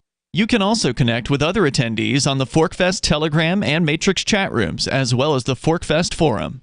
You can find links to those at forkfest.party. We hope to see you there. Forkfest.party. Tired of cancel culture? Sick of mega tech corporations holding an axe over your head? Join the LRN.FM Matrix chat server. It's self-hosted, so no one else can tell us what to do or say. Don't like the existing channels? You can make your own. You can even connect into some of our channels from other Matrix servers. It's federated. For the full LRN.FM Matrix experience, though, you should join our server via the step-by-step instructions at chat.lrn.fm. chat.lrn.fm. There are basically two types of advertising, direct response and branding. Radio is great for direct response with its low cost to listener ratio, but audio can't be beat for branding, which is a longer-term endeavor. You want to be the first thing that someone thinks of when they think about your product or service. If you have a local business that you want kept top of mind in your community, call the station. If you need national reach, Free Talk Live's got around 200 radio stations, millions of monthly listening sessions, can suit all budgets, and if we don't think we're right for you, we'll tell you. Email me, mark@freetalklive.com. Yep, we still do email. Drop your email address in the entry box at freetalklive.com, and you'll be kept in the loop with Free Talk Live.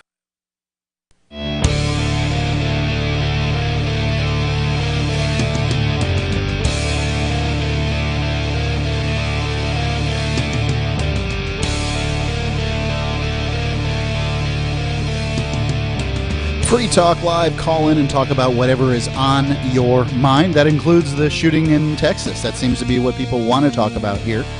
And, you're welcome to call in and do that. People have been talking about it all day on the radio in the United States. And I can't say that, what can I add? Should we ban guns? No. But Mark. That's right. All the proposals that you're going to hear to ban guns will do nothing to have stopped this particular shooter who shot his grandma in the face. When you outlaw guns, only outlaws have guns, and this guy shot his grandma in the face. He's pretty dedicated to being an outlaw. So he didn't give a damn about your gun laws. This is a country where we have at least 2 guns for every person. So if you think you're going to outlaw guns, good luck. There you go. That's my stance. Case closed. It's Texas. If you're a liberal and you think we should outlaw guns, look, Texas got what it deserved then. Move of course, to it New happens York. They don't have school. Oh yeah. School shootings happen all the time there. It doesn't seem to matter where it is. Maybe get your kids out of public school. Because what it looked like is that the cops went in and got their kids out. At least those are the accusations I'm seeing. Yeah. Is that some police officers went in and got their own children out, while other parents are standing there, get our kids, get our kids. Well, what do you expect them to do? What would you do? Well, the Supreme Court ruled there's no duty to defend citizens. It's true. They've not just ruled it, but they've ruled it over and over again. Your government, of the people, by the people, and for the people, and I'm using air quotes when I do that, has no obligation to protect you. There you go. That's it. Not that they have some obligation, but they have no obligation to protect you. Anytime they fail to protect you, They have lived up to the standard that the Supreme Court has set for them. I'm sorry. But did you want entitlements, Mark? You're entitled to it. This is your damn government. This is the one you've put up with for your whole life. That's what I'm telling you, Americans. This is how your government works.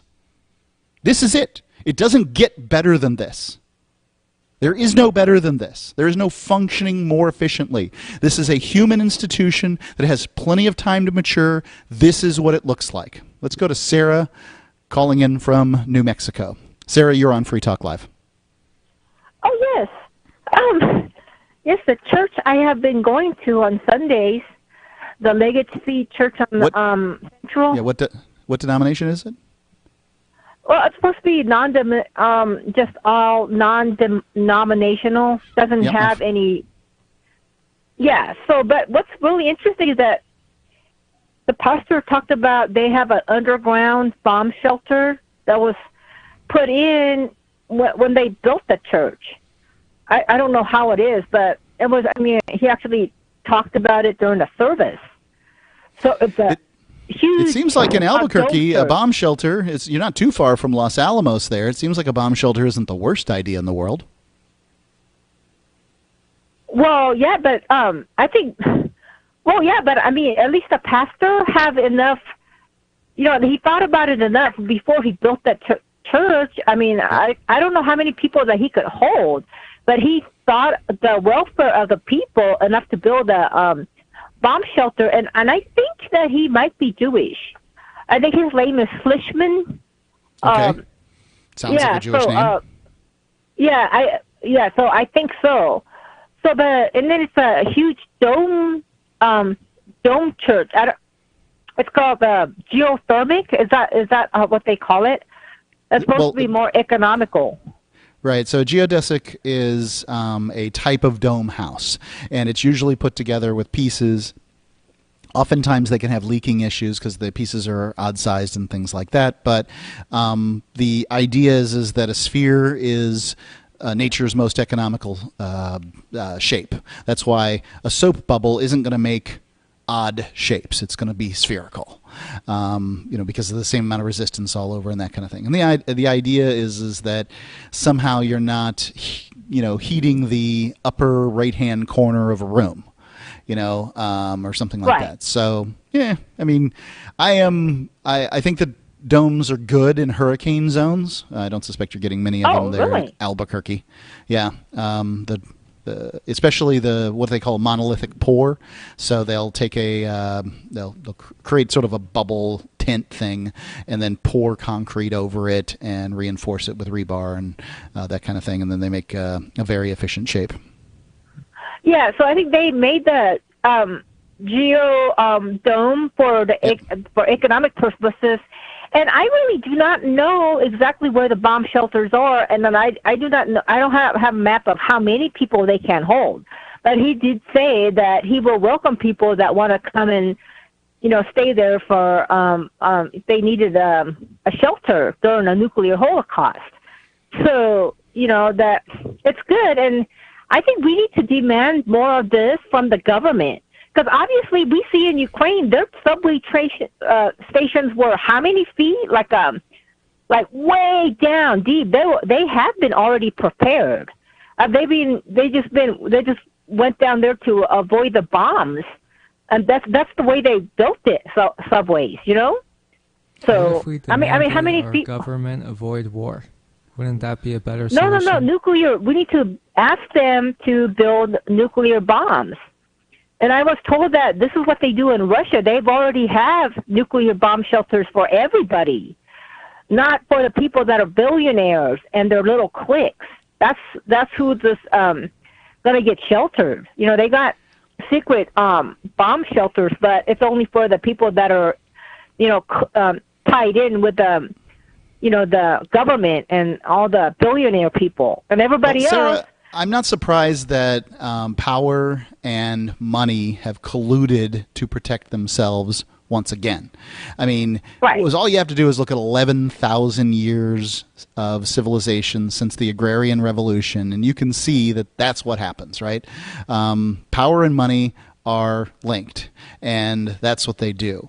I would say that if bomb shelters are high on your list of things that you want, that the best way to achieve having bomb shelters is to move to a place that has bomb shelters. Just find a place that has it and get what you want to have in life. Because I'm sick and tired of asking the government to do the right thing. I'm 51 years old, and they've failed to do the right thing again and again and again throughout my life. So what I'm going to do is I'm going to go and I'm going to get the things that I want, whatever those things might be. And I'm going to try to have them all, find one area that has the things that I want, and then I'll be happy because I'm not sitting around trying to get government to do it. Yeah, let's take an example of this Legacy Church and Pastor Schlishman. Before the beginning of the building, he has built in bomb shelters for his community. And let's take an example that this needs to happen with everybody. And look at the bomb. I mean, look at the subways. How far deep are they? It's enough so they're sheltered from the bombs. Well, anything that shows that you're directly shaded from the nuclear strike. First, I like your idea, Alex. Let's just try to get our governments not to fight wars. I think that's the most simple thing. Free Talk Live. Excuse me, is this where I get a license to start a new business? I wouldn't be hasty. You have to get a license to go out of business, too, Oh, well, look, I've invented this little anti-gravity machine, see? Oh, is that why you're walking 2 inches above the floor? Oh, yes, it's very comfortable. It saves on shoe leather. Yeah, well, you have to fill out these forms and report to the Human Services Department of Manpower Orientation and register with the Fair Employment Practice Commission, the Wage and Hour Division of the Employment Standards Administration, the State Sales and Income Tax Division, the Internal Revenue Service, and the Social Security Administration of the Department of Health, Education, and Welfare, and, of course, OSHA. OSHA? I thought that was a little town in Wisconsin. You'll find out. Say, floating around like that could be dangerous. Have you checked with the Consumer Product Safety Commission? Well, not yet. Come to think of it, you actually are flying, aren't you? Look, you need to go over to the Federal Aviation Administration and the Transportation... It's very hard to get anything done these days if you're in business, but free enterprise built this country. Think what could happen if we don't keep it free. A public service of this station and the Center for the Defense of Free Enterprise, Bellevue, Washington. We just can't have people floating about unregulated, From Feature Story News in Washington, I'm Simon Marks. Authorities in Texas say they're reviewing the actions of police in Uvalde on Tuesday after families of those killed in the Robb Elementary mass shooting accused them of failing to enter the school rapidly enough. Investigators conceded today that teenage gunman Salvador Ramos was not tackled by police until an hour into his siege of a 4th grade classroom, where he murdered 19 children and 2 teachers. Video on social media shows parents remonstrating with police as the siege continued and being threatened with tasers. Investigators claim that all the fatalities occurred within the first few minutes of the attack, but witness accounts differ. Victor Escalon is the regional director of the Texas Department of Public Safety. There was numerous officers at that classroom, numerous. Once we interview all those officers, what they were thinking, what they did, why they did it, the video, the residual interviews, we'll have a better idea. Could anybody have gotten there sooner? Meanwhile, the husband of one of the 2 teachers killed in the massacre has himself now died of a heart attack. Family members say Joe Garcia was stricken with grief that led directly to his death. He and teacher Irma Garcia were high school sweethearts and leave 4 of their own children behind. The British government is pledging financial support totalling £15 billion for all households in the country as it braces for another energy price rise later this year. FSN's Ollie Barrett in London says the country's Chancellor of the Exchequer, Rishi Sunak, was derided in Parliament for failing to act earlier. He says that when you then add in the support the government's already set out for households up and down the country, that we're now up to around £37 billion in support. The Labour Party insists that the government's being dragged kicking and screaming, they say, into this windfall tax. And we also heard other criticisms from other opposition parties in the Commons. Actor Kevin Spacey is facing 4 charges of sexual assault against 3 men in Britain.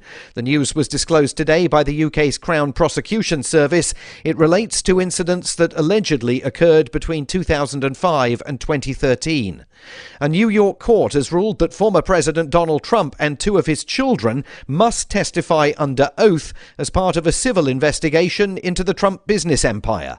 From FSN's New York bureau, Sarah Walton reports. The Attorney General of New York, Letitia James, tweeted that former President Donald Trump had lost a court appeal and must now give evidence under oath as part of her investigation into alleged tax offences by the Trump Organization. His daughter Ivanka and son Donald Trump Jr. will also have to do the same. Trump has claimed the investigation by James, who is black and a Democrat, is racist and politically motivated. Sarah Walton, New York. Got Telegram? You can follow our channel there and discuss show prep with other listeners at telegram.freetalklive.com.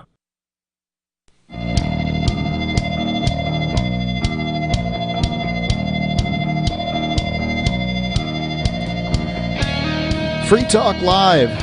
Call in, talk about whatever is on your mind. It's Mark with you. And Alex. The number, 603-283-6160. That's 603-283-6160. And we're taking your calls about anything you want. We've been talking tonight about basically the shooting that occurred in Texas and how you find freedom in an unfree world. Can you tell me? Do you know? Because I'm trying to tell you the best I know. But I don't know for sure. I do know, however, a product that I was introduced to relatively recently may very well help spread freedom just a little bit and do it in a highly delicious fashion. It's called Truth Smacks. Have you almost given up trying to wake up your friends and family? Well, we've got something that might just help. Truth Smacks. Our friend Suzanne, former English teacher and longtime truth seeker, recently started her own trail mix brand, making it, bagging it, sealing it herself in a commercial kitchen down in Naples, Florida.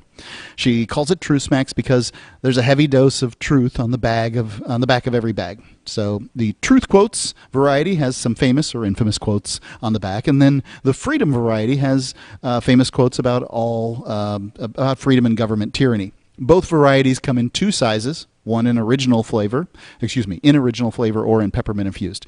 So only available at truthsmacks.com/shop.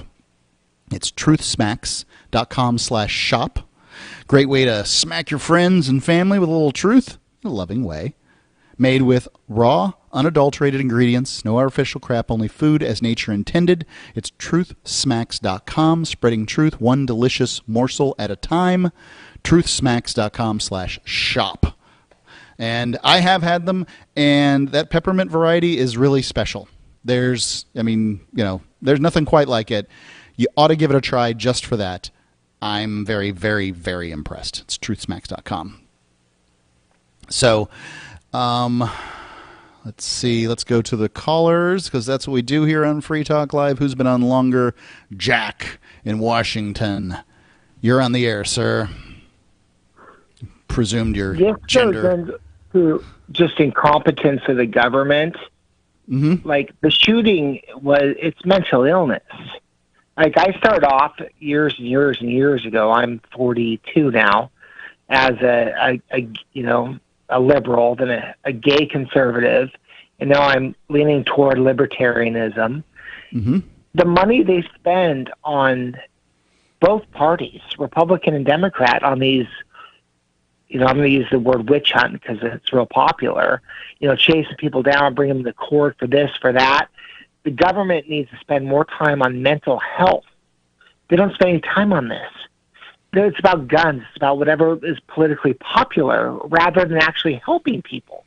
The government sucks is what I'm going to end this with. We need to simplify it down to a volunteer system. It makes sense. It's not wasteful. I don't know. I don't know if you're following me. No, I got it. It's really getting me angry. They put these groups together, and anyway, go ahead. Sorry. I think that one of the real difficulties here is that it's government school is a very difficult problem to solve if you're going to try to solve it in the paradigm under which it currently exists, which is, we have to have this place where people can go and learn, everybody equally and stuff. But ultimately you've got different groups, being shoved together, and we don't know what the motive of this young man is. He's 18 years old. One presumes that that was his school. I went to school at 18. Maybe 18 years old says to me he's still in school if it's May, and I don't know what the specifics. School, though. Oh, it was in elementary school? Okay. Yeah, I presumed it was a high school, and I guess that was the jumping logic. And he'd been taking pot shots at a funeral home and doing a variety of things. I don't know. I mean, as far as the mental illness. Yeah, well, it's clearly mental illness. And, should we all have our guns taken away because there are crazy people? And there are crazy people. But, let me ask you a question, too. You guys are down in Honduras now? Yeah, right now. Okay, I dated a woman from Honduras years and years ago when I was 16. Years and years ago. She was trying to jibe that with the gay Republican thing, but go ahead. No, she was meaner than poop. So the women down there nice? Because she was mean. Anyway, that's all I have. Thanks, guys. Thank you very much, Jack. That's hilarious. Alex, answer the question. What was the question again? Are the women in Honduras meaner than poop? Was the question. I found the women in Honduras to be quite feminine, and it was very refreshing coming from the mainland America, especially the younger side of the population, where the strong, independent women are a little too strong and independent for my liking. I have no problem. So, I was raised by a strong, independent woman. I just think that, that the more traditional family roles allow a man a place to be, and that the current paradigm doesn't really. It doesn't give a man an appropriate role. It says basically to a man, you are, a paycheck. You are livestock that creates money for this family unit, and you have no rights, and I'll take them from you anytime I want. And that's not an arrangement you're going to find a lot of young men wanting to rush into. As a matter of fact, you're going to find there's a whole generation of young men who've gone out and gotten vasectomies before they've ever had families, so that they don't have to end up in these legal scenarios that they read about over and over and over again, where they're paying child support and not getting to see their kids and a whole variety of things. It's a tough position to ask of anybody. Let's go to Stephen, who's calling in from Georgia. Stephen, you're on Free Talk Live. Hey, so I called in wanting to talk about one thing, but you asked a question about how do we have a more freer society. Is that the gist of it? Yeah, I'd love to know what your thoughts are. Well, actually, I'd like to know where your thoughts of where they are. If your solution is let's get everybody to, then your solution probably isn't going to work. But go ahead. The solution is two things: legitimate understanding and education of other people's lifestyles. Okay. And respect. Respect would be great, that's for sure. You don't really even have to understand somebody else's lifestyle in order to just give them the respect when it comes to that lifestyle. Let people live the way they want to live, so long as they're not causing you harm, I say. Oh, and being a productive member of society, because I think a lot of these people that cause a lot of our issues have far too much free time. You can have all the free time you want, but some people have too much of it, and they need to go to Free Timers Anonymous or something and deal with they become community. They have so much free time they become sort of what is it? Community activists. What was the terminology for Barack Obama? Karen. I can't remember. What was that? Karen. Right. Karen. Yeah. Well, anytime you're. Go ahead, Stephen. Sorry. I'm listening. Yep. Anytime you're off in somebody else's business, telling them what to do, whether it's on Twitter or Facebook or wherever, that's what we're talking about here. Is ultimately you just got to let people live and let live, and without that, you're going to be off in somebody else's business, and nobody likes that. Nobody likes somebody who's off in other people's business. I don't have any. Rarely do I think it's a good idea. Now, I will say, as far as being productive, you should be as productive as you want to be. I'm trying to be productive, and I don't need any extra competition. So be out there and be non-productive, and don't mess around. But don't mess around in other people's business.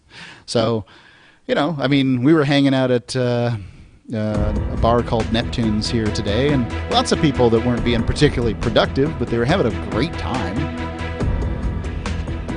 You can check it out. Just all you have to do is go. It's Google Maps, and I think Neptune's. You can search it up on the internet. Interesting place. The number, 603-283-6160. It's 603-283-6160. I want to thank everybody for calling in tonight here on Free Talk Live, and we'll take your calls if you make them at 603-283-6160. Why did you move to the Shire? I moved here to the Shire because there's other people around who take liberty just as seriously as I do. I moved to the Shire because I saw videos of people challenging authority and thought that I could get support myself. It called to me, like, do this right now. I wanted to be around people like me who got it, and once I got here, I knew there was nowhere else that I wanted to be. I've always wanted to change the world, so I moved to the Shire to join people who were actually working towards doing the same thing. The people here are awesome, loving, and positive. It was for the adventure and for the feeling of something important is happening here, and I just wanted to come to sort of be part of that. Visit ShireSociety.com to read and sign the Shire Society Declaration and learn the reasons why, if you love liberty, you should immigrate to the Shire. Plus, connect with others via the forum at ShireSociety.com. That's ShireSociety.com. Looking for a great real estate investment? Consider New Hampshire, which is ground zero for the Liberty Movement. Your first call should be to Mark Worden from Porcupine Real Estate. He's more than just a real estate agent. He's your New Hampshire concierge. Where are the best places to live? Do you want farm, city, the burbs, or forest? Do you want a duplex or multifamily building so that renters pay your mortgage? There are homes in all price ranges in New Hampshire, and Mark can help with financing too. Invest in liberty and property. Mark Worden can help. PorcupineRealEstate.com. If you want to know the latest about Free Talk Live before we go on the air, all you need to decide is how you want it delivered. It's your choice. Visit news.freetalklive.com to receive our usually weekly news updates by email. Plus, we have a Twitter account at twitter.freetalklive.com, and you can follow us on the decentralized Mastodon platform at toot.freetalklive.com. So please follow us at toot.freetalklive.com and sign up for our emails at news.freetalklive.com.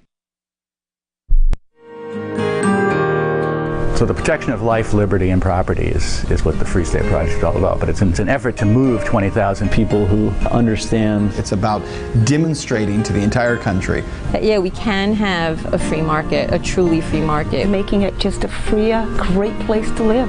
It's the world's largest voluntarist libertarian community, and it's only getting bigger. That's amazing, to be able to move to a place where other people passionately believe in being free and independent. What the Free State Project is managing to do, though, is to put their money where their mouth is. It's physically getting up across the country and saying, let's go someplace and let's demonstrate the power of these ideas. There's a lot of kind of philosophy that surrounds liberty. There's a lot of thinking about it and talking about it. But here in New Hampshire, people are doing it. 101 Reasons Liberty Lives in New Hampshire, a documentary by Free State Project early movers. Watch it free at 101reasonsfilm.com. 101reasonsfilm.com. There are lots of ways to listen to Free Talk Live. Our podcast has been around since podcasts began, and now the FTL feed is loaded with content besides our full show archives. Did you know that we make it easy for you to customize your podcast subscriptions? We have different feeds, one that includes only our full shows, one with just the Daily Digest, and our main feed that includes everything. You decide what you listen to. It's quick and easy to customize your feeds at feeds.freetalklive.com. That's feeds.freetalklive.com. So you've signed the Shire Society Declaration and are planning your move to New Hampshire to be around more liberty-oriented people. Next, sign up for the Shire Society Forum at forum.shiresociety.com. There are a bunch of people there who are already in the Shire, and they want to meet you. If you're already in the Shire physically, you should also come by the forums. Remember, not everyone uses Facebook. New people are signing up for the Shire Society Forum every month, so drop in and say hello at forum.shiresociety.com. Our Matrix server is about as free as internet chat can be. Join the existing rooms or create your own at chat.freetalklive.com.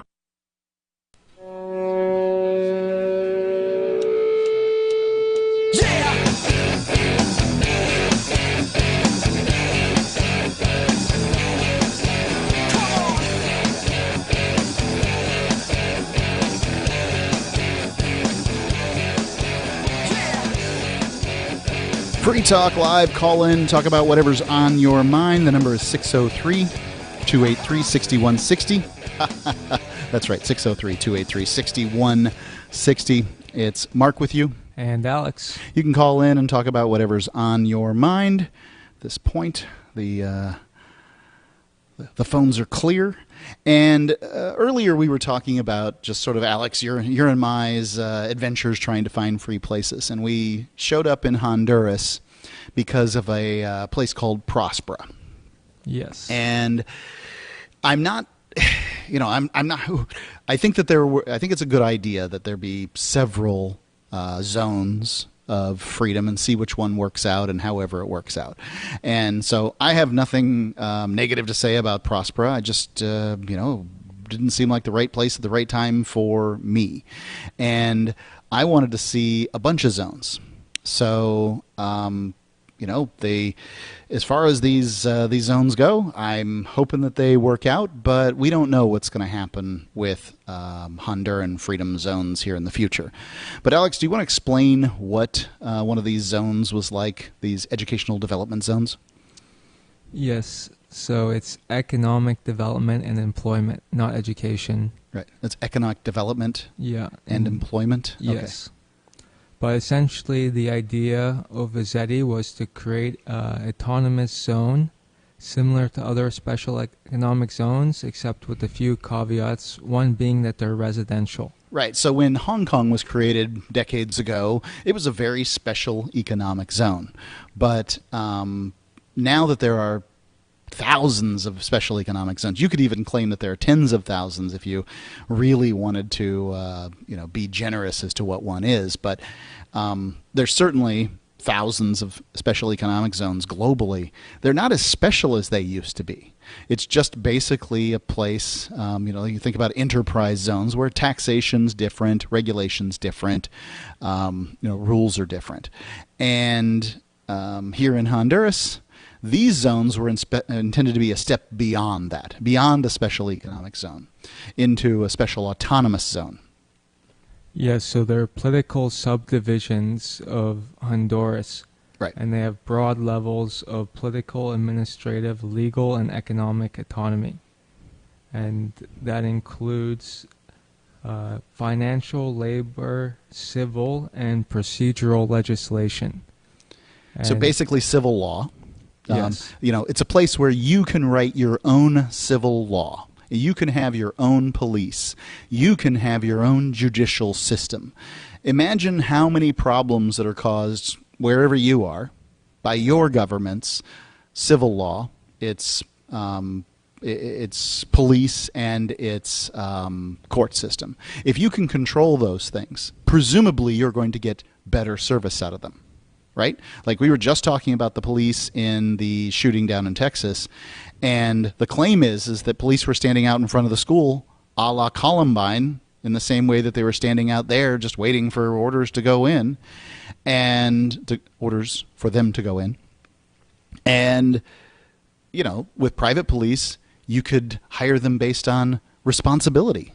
Imagine for a second that you hired a security company to keep an eye on your house, and that your house got burglarized, and that it was in the contract with the security company. Now, I've never hired a security company to watch my house, but it was in the contract with the security company that if your house got burglarized while they were the security company, they had to pay for everything that got taken.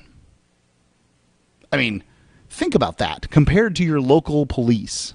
Nothing wrong with your local police. Many good people work at your local police department, but they're not held responsibly. And when incentives are not aligned, expect perversion. So what police are incentivized to do is go home at night. Not to protect your property, because it doesn't affect their job. They're going to be fine. There's going to be a certain amount of burglaries in whatever town you're listening to this broadcast in. And they just accept that. The security company hopefully doesn't.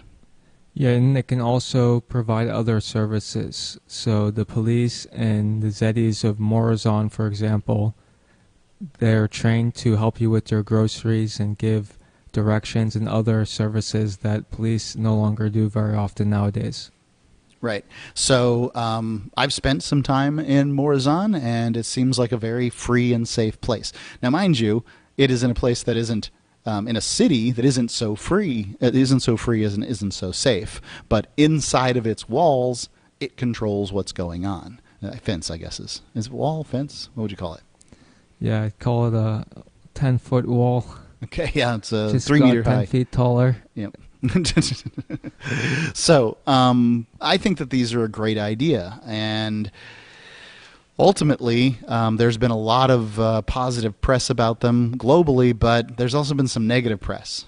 And the negative press on these zones is that what's one of them? That the people are losing their sovereignty, right? Yeah, and that they can expropriate land. Well, let's talk about the sovereignty thing. We'll talk about each one of these things. So the people losing their sovereignty. What does that mean? What is a democracy but tyranny at a communal level? 2 wolves and a sheep voting on what's for dinner. That's right. The wolves are pissed that you're taking away their dinner. That's what the problem is. When they claim that they're taking away the sovereignty of the people, well, that's the sovereignty of the people to tell the other people what to do. That's the sovereignty of the majority to tell the minority how they're going to live. That's the sovereignty of the majority of people who've just decided working isn't that great for them, and they want to leech off the backs of the people who do work. That is a specious claim, and it sucks. And it should never have been employed, but of course it was employed by the communists. Now, second one is land expropriation. This is valid. In the law, there is a provision for expropriating land, but it kind of has to be, and I'm going to explain why. There's 2 ways that a given piece of land can become a ZA, or a economic zone. What'd you call it? Economic development zone? Yes. In Honduras. One is you decide I've got 100 acres and I'm going to be a zone. And that's kind of what I was looking to do at one point. And the other one is this community has decided to have a vote, and it's 60% or 66%. I'm not sure. One of those two. Of the citizens have voted that that's what they want to do.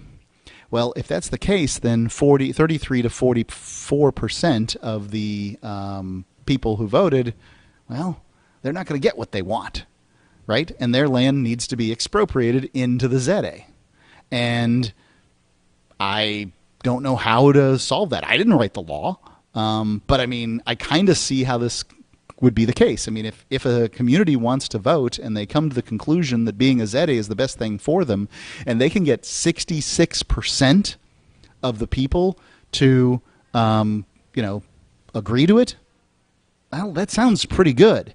To me, a bare democracy is not enough. I don't mean bears voting. I mean a simple majority this is not sufficient. The example used to rally up the opposition. No. The example used was little old ladies getting knocks on their door telling them they had to leave in 10 days because the Zedi decided to make their land part of their empire. Right. Which these never happened. It was sort of just a false rumor that the press and opposition party happily ran with to turn the Zedis into a boogeyman. Yeah, absolute bullcrap. But you expect nothing more than from the government and their controlled press. I'm not surprised. Isn't there one more thing that they sort of complained about as far as the hiding of political fugitives? Which is just blatantly false because criminal matters are still controlled by the Honduran government. Right. So someone who was under criminal investigation would not be safe in the Zedi. Yeah. It's so largely the complaints about ZAs in Honduras are specious and false. But, there really wasn't enough PR ramped up on the side of ZAs to defend them. I guess they just weren't ready for it. And, this is what I've been trying to do up to this point is I'm trying to find where to go to for the next Liberty Project. And we got to learn from the things that we've tried in the past. Many of my friends have asked me, why didn't I do this in Saipan or in New Hampshire? Well, the answer is because this is never possible in the United States. The United States is too wealthy The states are too wealthy. And you could never do this. It has to be someplace where the country just doesn't have as much money. 603-283-6160. That's 603-283-6160 here on Free Talk Live.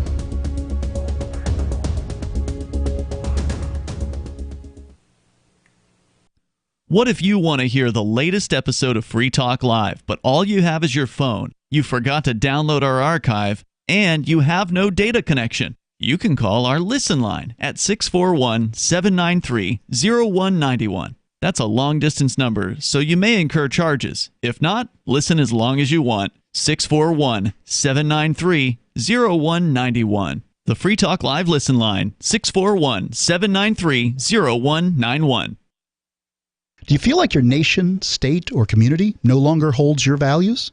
Have you dreamt of a place where people agree that liberty is important and are free to pursue their projects so long as they respect the property of others? There are many people just like you that are discovering freeprivatecities.com.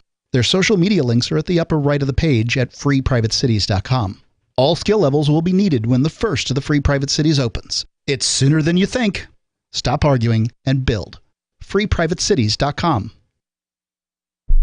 The new 4th edition of Healing Our World, The Compassion of Libertarianism, will take your understanding of liberty to a deeper level and has over 1,300 updated references, new cartoons, and a foreword by Dr. Ron Paul. With discounts for multiple book purchases, the 4th edition of Healing Our World is a great gift for the liberals, pragmatists, environmentalists, and Christians in your life who think libertarianism is cold-hearted. Get yours today at healing.freetalklive.com and use promo code FTL for a $5 discount.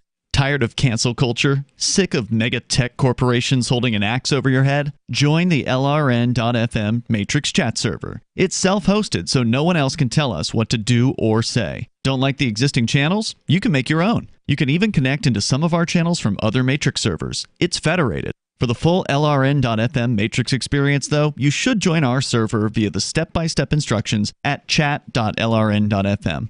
Chat.lrn.fm.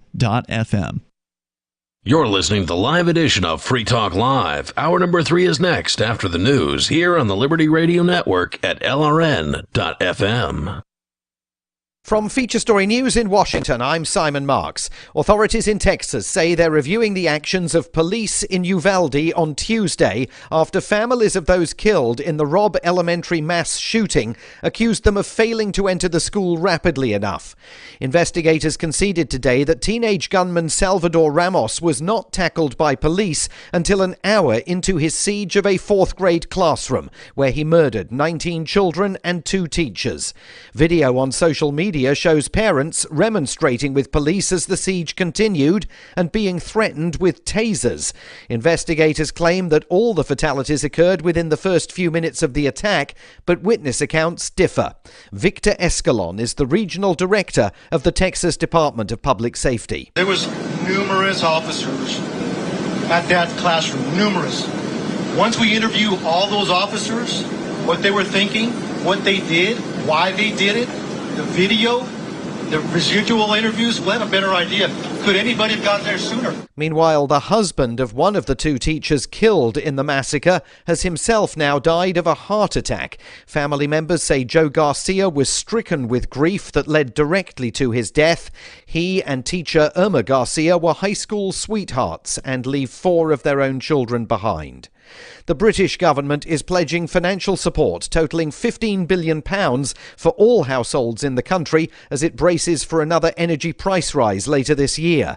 FSN's Ollie Barrett in London says the country's Chancellor of the Exchequer, Rishi Sunak, was derided in Parliament for failing to act earlier. He says that when you then add in the support the government's already set out for households up and down the country, that we're now up to around £37 billion in support. The Labour Party insists that the government's being dragged kicking and screaming, they say, into this windfall tax. And we also heard other criticisms from other opposition parties in the Commons. Actor Kevin Spacey is facing 4 charges of sexual assault against 3 men in Britain. The news was disclosed today by the UK's Crown Prosecution Service. It relates to incidents that allegedly occurred between 2005 and 2013. A New York court has ruled that former President Donald Trump and two of his children must testify under oath as part of a civil investigation into the Trump business empire. From FSN's New York bureau, Sarah Walton reports. The Attorney General of New York, Letitia James, tweeted that former President Donald Trump had lost a court appeal and must now give evidence under oath as part of her investigation into alleged tax offences by the Trump Organization. His daughter Ivanka and son Donald Trump Jr. will also have to do the same. Trump has claimed the investigation by James, who is black and a Democrat, is racist and politically motivated. Sarah Walton, New York. From bureaus worldwide, this is FSN. With FSN Spotlight, I'm Simon Marks. Today, the emotional plea of one of America's best-known sports personalities in light of the Uvalde shooting massacre. Steve Kerr is the head coach of the Golden State Warriors, and he was in Texas on Tuesday where the team had a fixture with the Dallas Mavericks. But Mr. Kerr is no stranger to gun violence. His own father was fatally shot by terrorists in Lebanon in 1984. And on Tuesday night in Dallas, he was at breaking point. When are we going to do something? I'm tired. I'm so tired of getting up here and offering condolences to the devastated families that are out there. Enough. There's 50 senators right now who refuse to vote on H.R. 8, which is a background check rule that the House passed a couple of years ago. It's been sitting there for 2 years. And there's a reason they won't vote on it, to hold on to power. So I ask all of you senators who refuse to do anything about the violence, are you going to put your own desire for power ahead of the lives of our children and our elderly and our churchgoers? Because that's what it looks like. Sadly for Mr. Kerr and for countless other families that have experienced gun violence, there is no sign of meaningful change in America, despite the horror witnessed in Uvalde. The main news again. Authorities in Texas say they're reviewing the actions of police in Uvalde on Tuesday after families of those killed in the mass school shooting accused them of failing to enter the building rapidly enough. Actor Kevin Spacey is facing 4 charges of sexual assault against 3 men in Britain, and a New York court has ruled that former President Donald Trump must testify under oath in a civil investigation into his business empire. And that is the latest feature story news. Simon Marks reporting.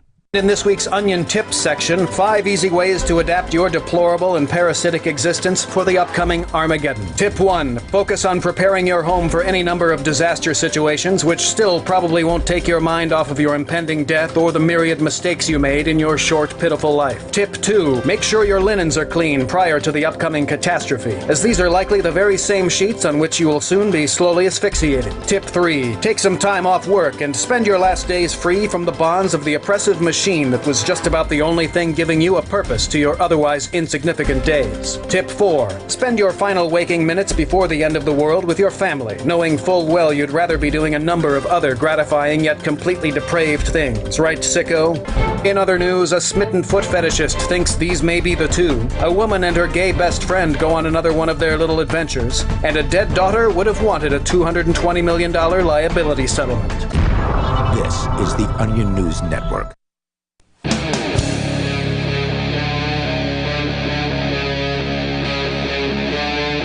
Free Talk Live.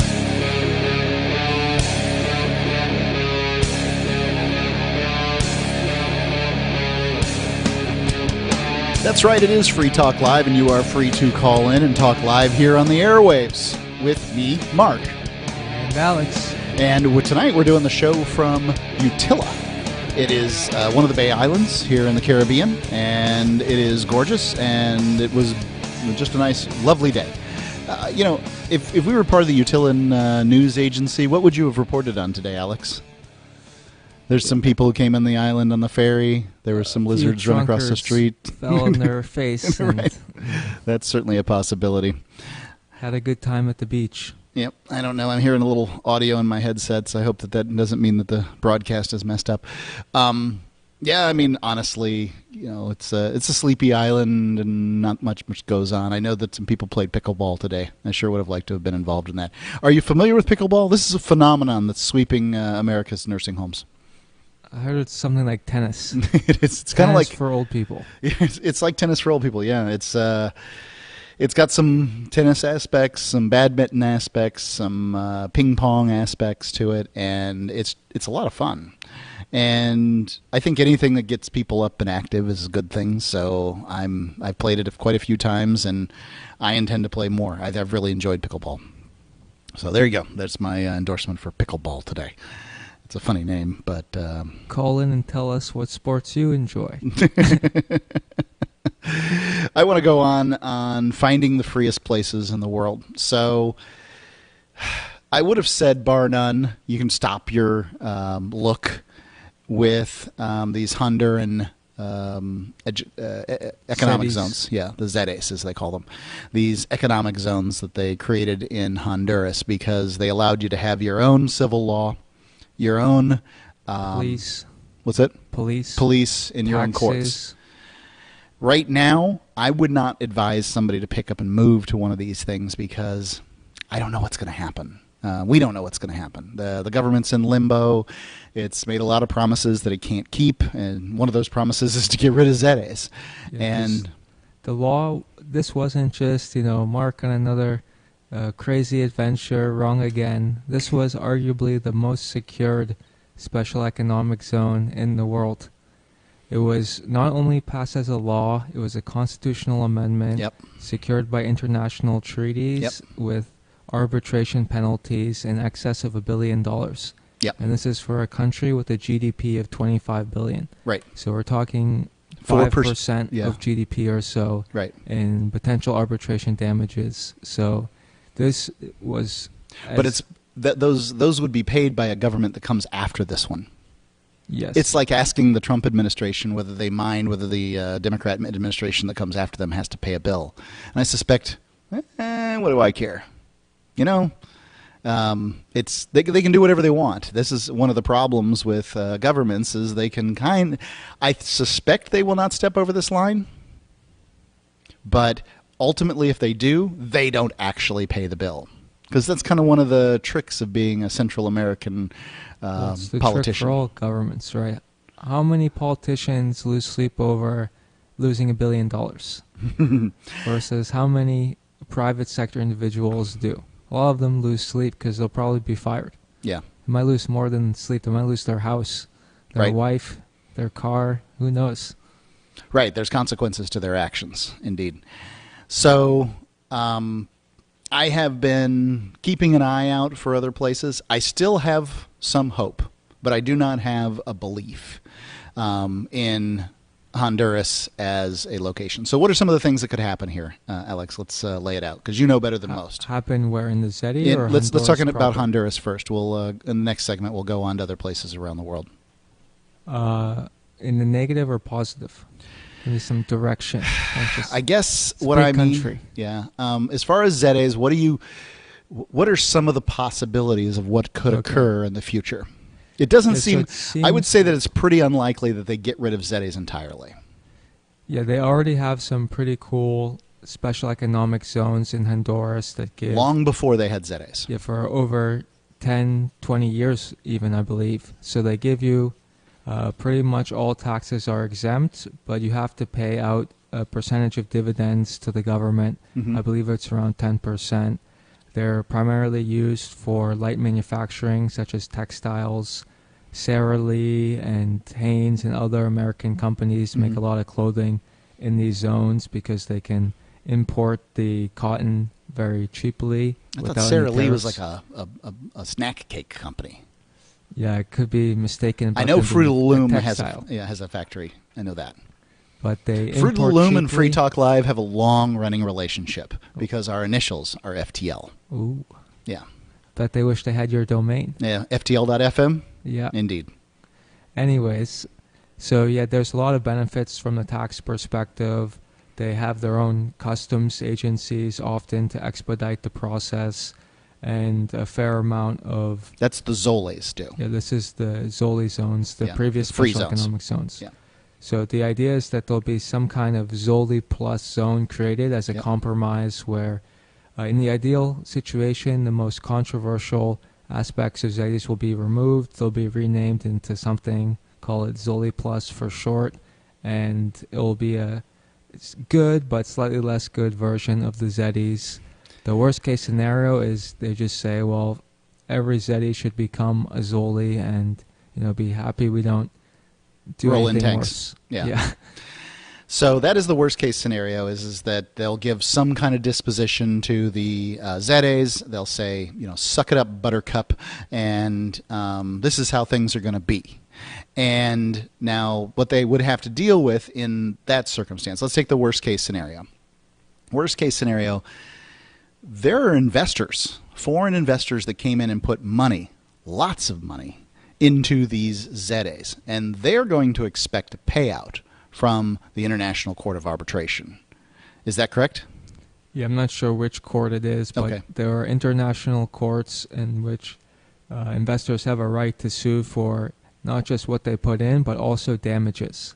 Right. And given that 9 figures were invested in Zeddies, these damages will be at least in the 9 figures, could get into 10 figures. Astronomical. In the best case scenario. Yeah.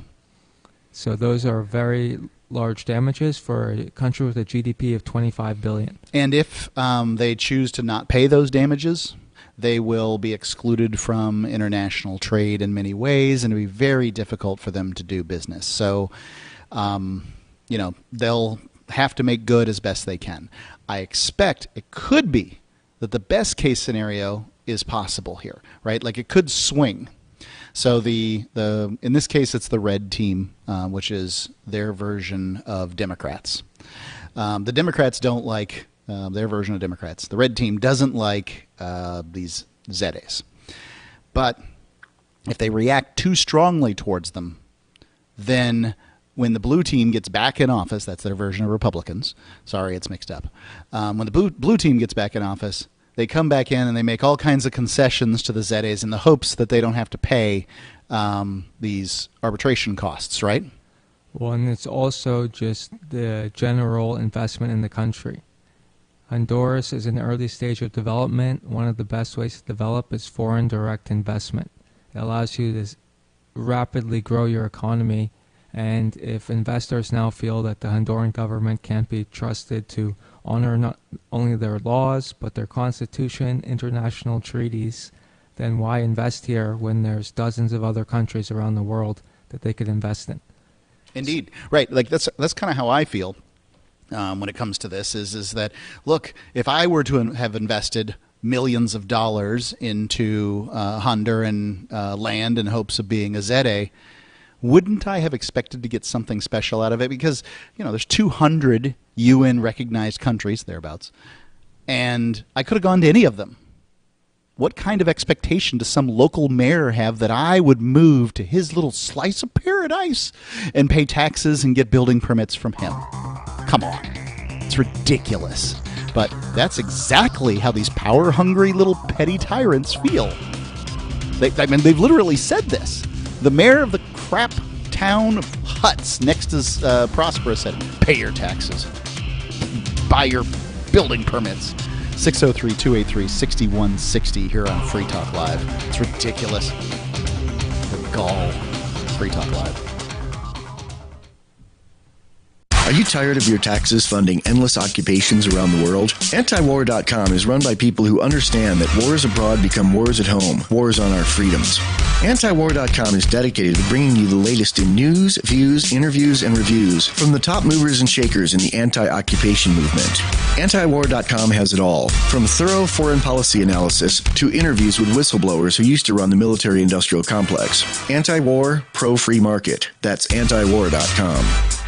When a lunar observatory detects a radio broadcast originating from Proxima Centauri, the nations of Earth discover their first contact with an alien race may also be their last. With the Proximans facing an extinction-level disaster, Earth must choose between sending a ship on a multi-year journey or allowing nature to take its course. Saving Proxima, a hard science fiction thriller by Travis S. Taylor and Les Johnson from BaneBooks.com.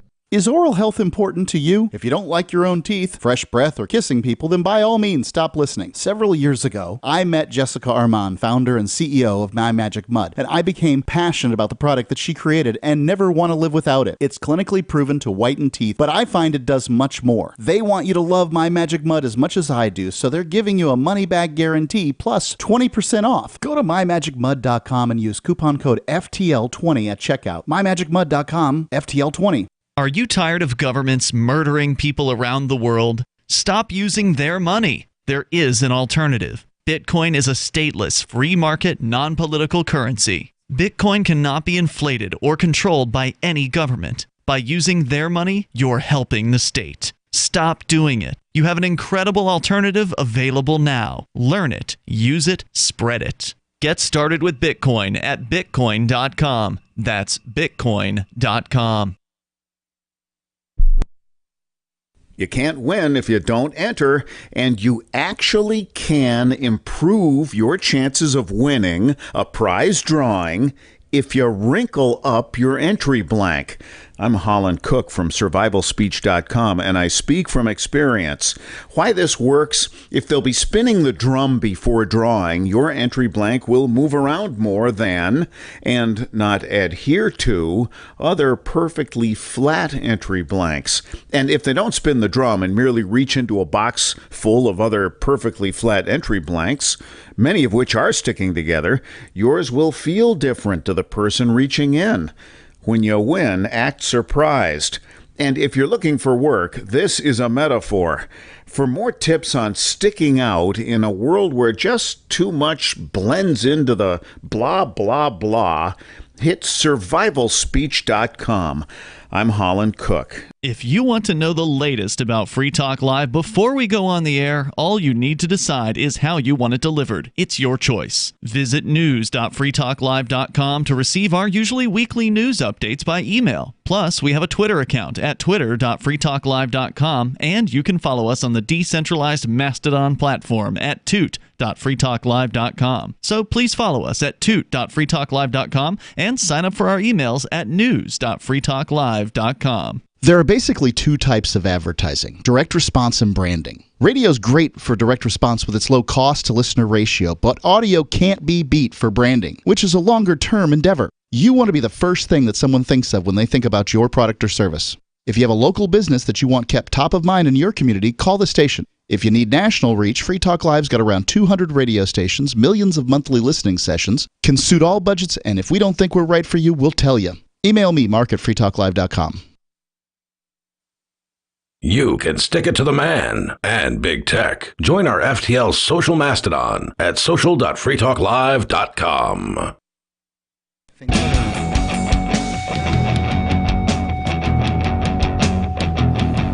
And we're back here on Free Talk Live. The number, 603-283-6160. That's 603-283-6160. It's Mark with you. And Alex. You can call in and talk about whatever's on your mind. We have been talking about the Texas shooting, as well, everybody is on the radio right now. But we're also talking about Alex and my's adventure over the last couple of years trying to find the freest place in the world. And this brings me to a thought that I think is worth sharing. I don't care what some list says about the freest place in the world. I don't care about the Cato Institute's list. I don't care about the Institute, the Fraser Institute, or any of these other lists that are out there. I think they're interesting and informative, but if a list lists Hong Kong as the freest place in the world, but you can expect a Chi-Com takeover there, I don't recommend going. To me, I think what you have to do when it comes to freedom is you have to look at you. You have to look really deep in your own soul. Examine your own psyche and determine what do you need to make you feel free. Because that's where you're going to start. So let's say for a second you're a gay guy, right? And gay guys have been moving for more freedom for a long time. Now, I don't know whether they go to they go to the P-town, Provincetown in Massachusetts, or they'll go to the Castro district in California, in San Francisco. They'll head on down to Key West. Puerto Vallarta. Is that so? Yeah, I don't know what. There's just a whole variety of places. And if for whatever reason you think that's good for you, then maybe that's what you need to do. I don't know. I'm just trying to give you a glimpse at what I'm talking about when I say this. Because if, for instance, you want to build whatever you want to build, and a lot of people want that, you probably shouldn't move to a city. It doesn't matter whether that city's in Florida or New Hampshire, which are very free states. You're probably going to get confronted by zoning laws. You probably are, if you want to build some kind of earth ship out of, a house made out of garbage, well, go out into the desert and do it. Find some place that doesn't have these laws, and you can, research it and find it. And this is what I mean, is that different people have different things that make their heart sing, whatever it is. And you need to figure out what that is for you, and you need to pursue it. And a lot of people, the answer is, I need to be around my friends and my family. I need to be around the business that I've built, and I need to stay where I am.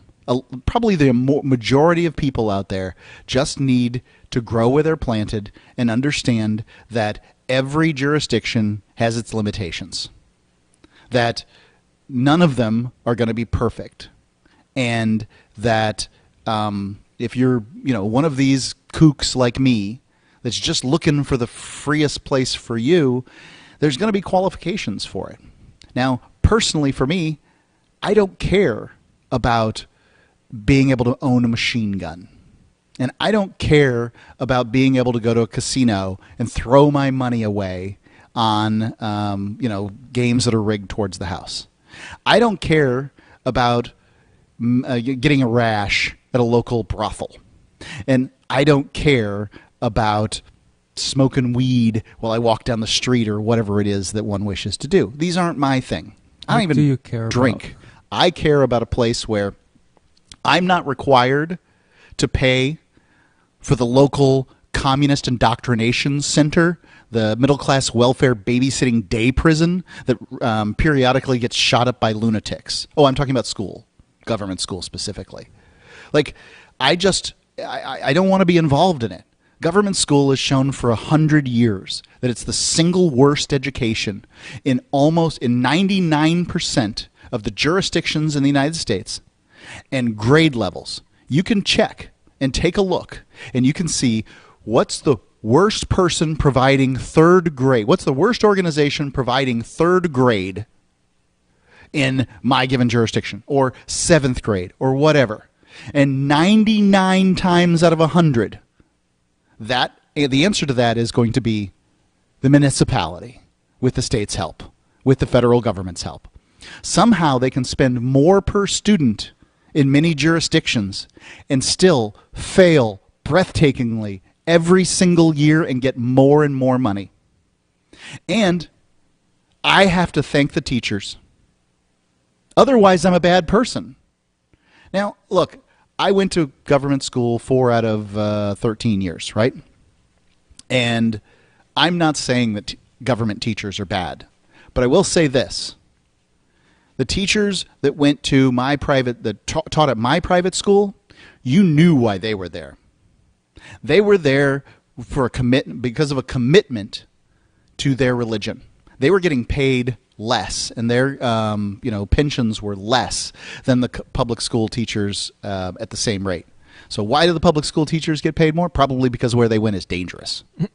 2, tax and regulation. Look, I think that people do need to be regulated. Their behavior does need to be regulated. But I don't think that the government is the best organization to do that regulation. I think in many cases, it's who you know. And if you know the right people, you get to do whatever you want. And if you don't, then you've got to follow all the rules. And if for whatever the reason they decide they don't like you, they'll come after you. Look at this. Look how many people sold Bitcoin at localbitcoins.com. But they came after my business partner, Ian Freeman. I wonder why. Was it probably because the agency, the very agency that arrested him, was the one that we called out on air? The FBI. Come on. It doesn't take a genius to figure out what's going on here. We know that the FBI, the FBI's been looking at Free Talk Live for a long time. Part of the Free State Project. There's one particular kooky FBI agent out there that believes that they're an armed and dangerous gang.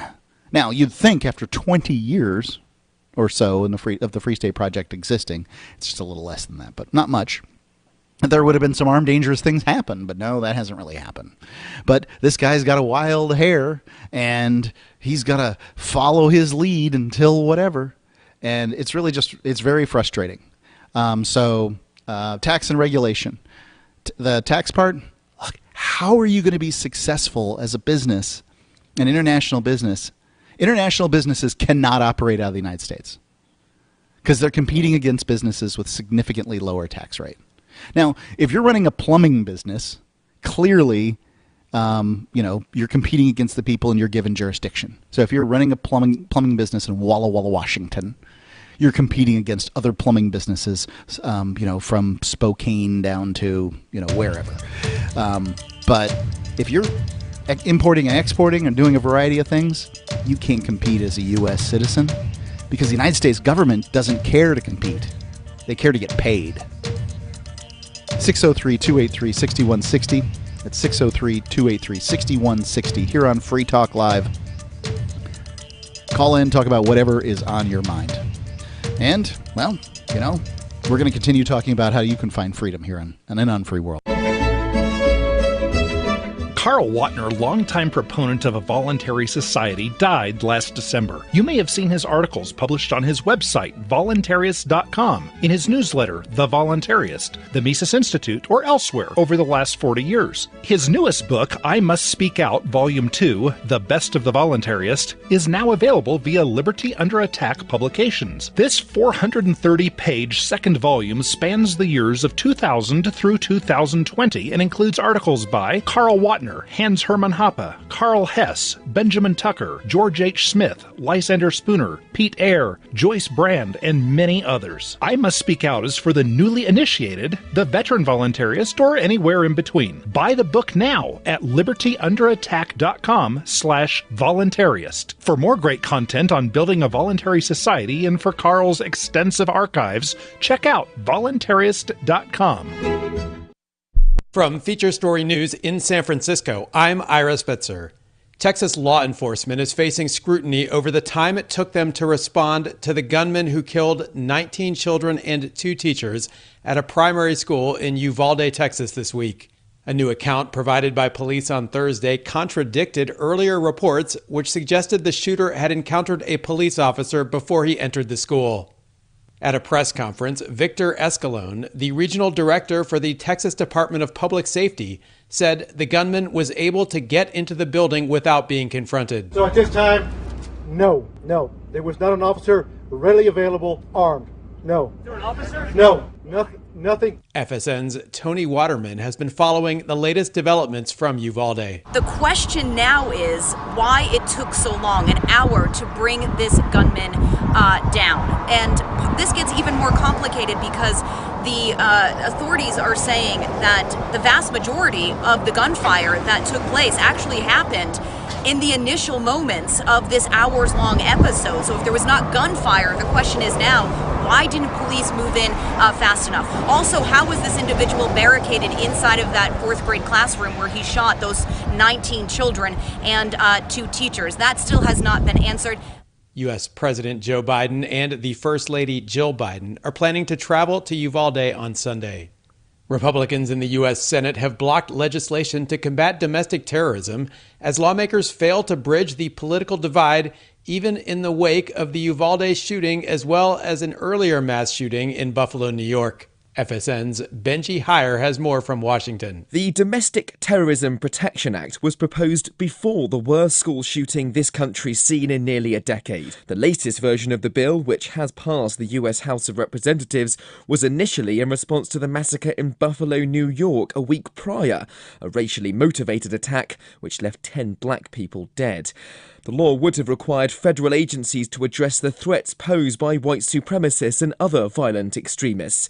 But Republicans stood firm against the proposal, insisting it wouldn't place enough emphasis on combating the far left and that it could be misused to censure political opponents. U.S. markets are showing signs of recovery from a recent slump after the Dow rose for the 5th day in a row. FSN's Sarah Walton reports. The Dow rose by more than 500 points on Thursday, closing up 1.6%. The S&P grew by 2% and the Nasdaq rose by 2.6%. Analysts say recent economic data points to a slowing of the economy, with new first-quarter GDP figures showing a decline of 1.5%. But investors have been buoyed by Federal Reserve plans to make even bigger interest rate increases than previously predicted in order to address the rising cost of living. From bureaus worldwide, this is FSN. Don't miss a moment of Free Talk Live. Get our archives daily via our podcast at feeds.freetalklive.com.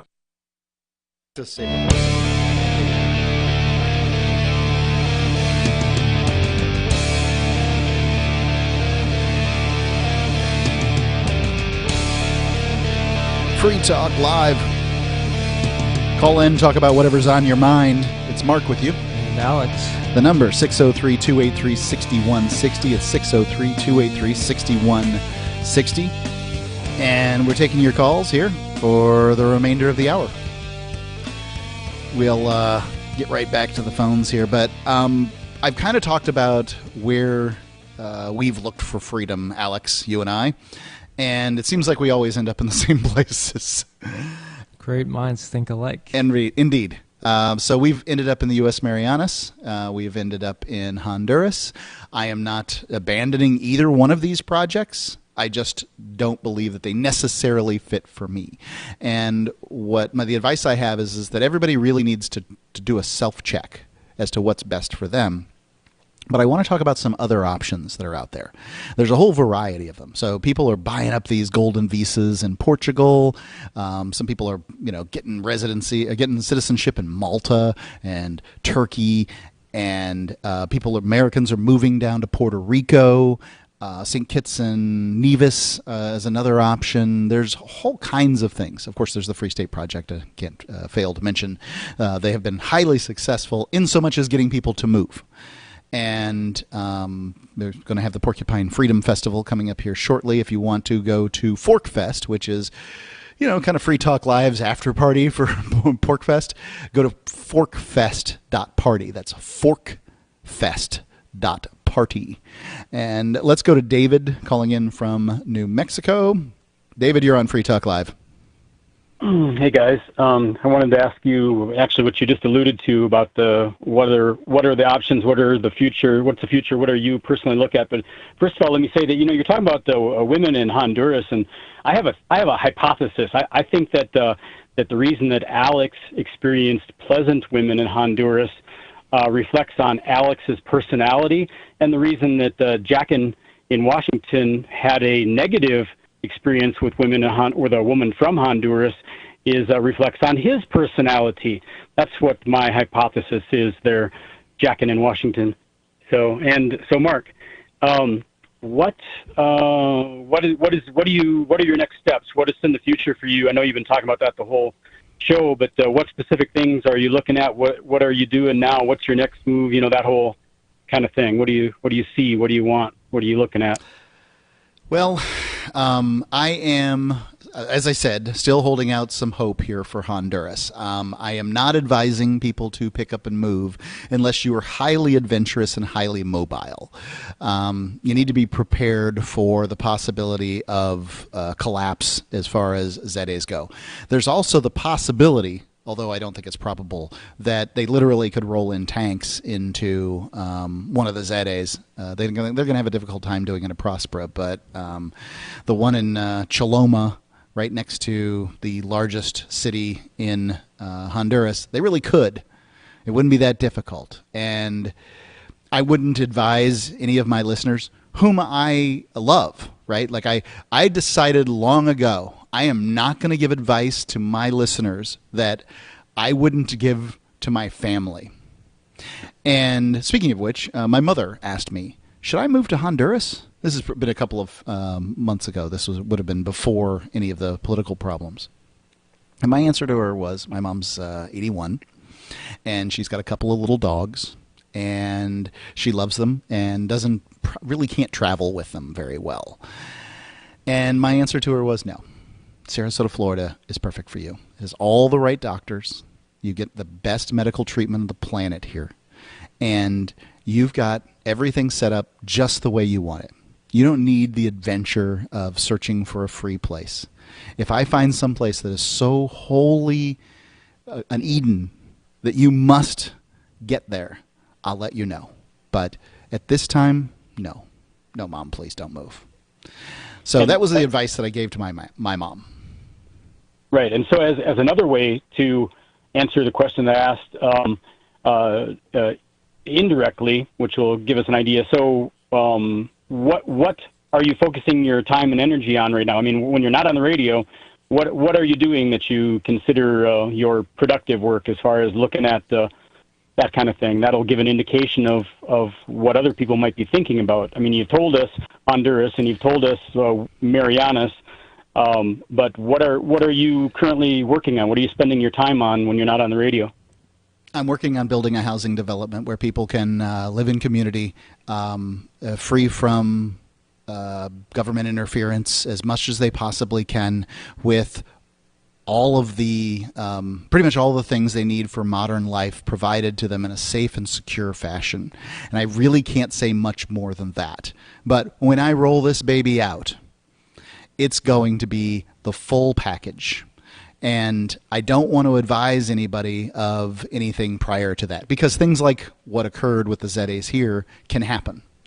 And, that's basically it, is that Alex, who, I'll toot your horn here for a second. Alex is is at Stanford grad, and yeah, is that right? Yep. And that's where you got your master's? Yes. Yeah, you got your master's there. Alex is a brilliant young man, and I feel so lucky to have him on my team. Basically, what I do is I direct him, give him a nudge in one direction or another, and he works on problems and solves them in fascinating ways.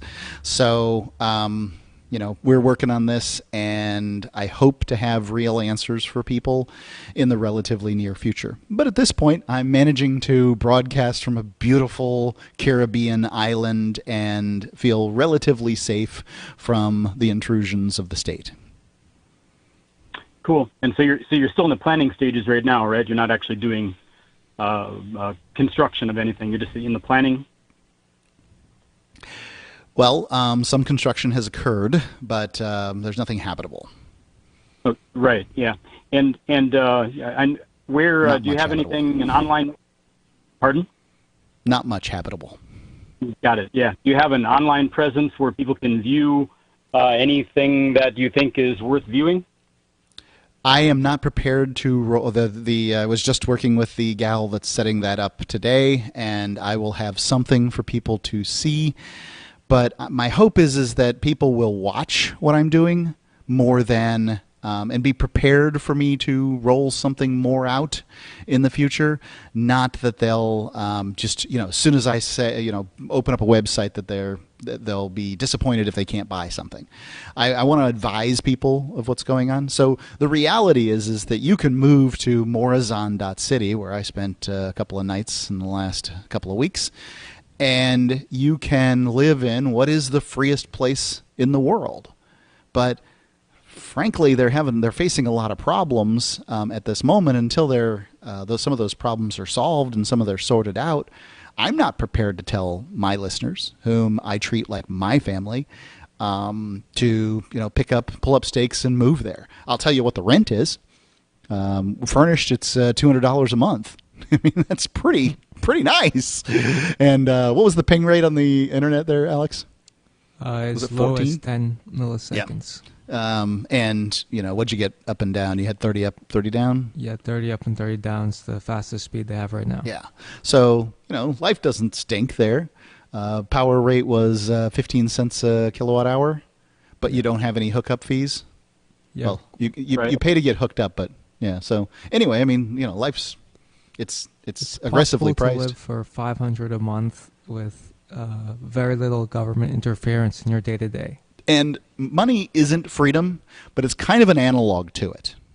The more money you have, the more things you can do.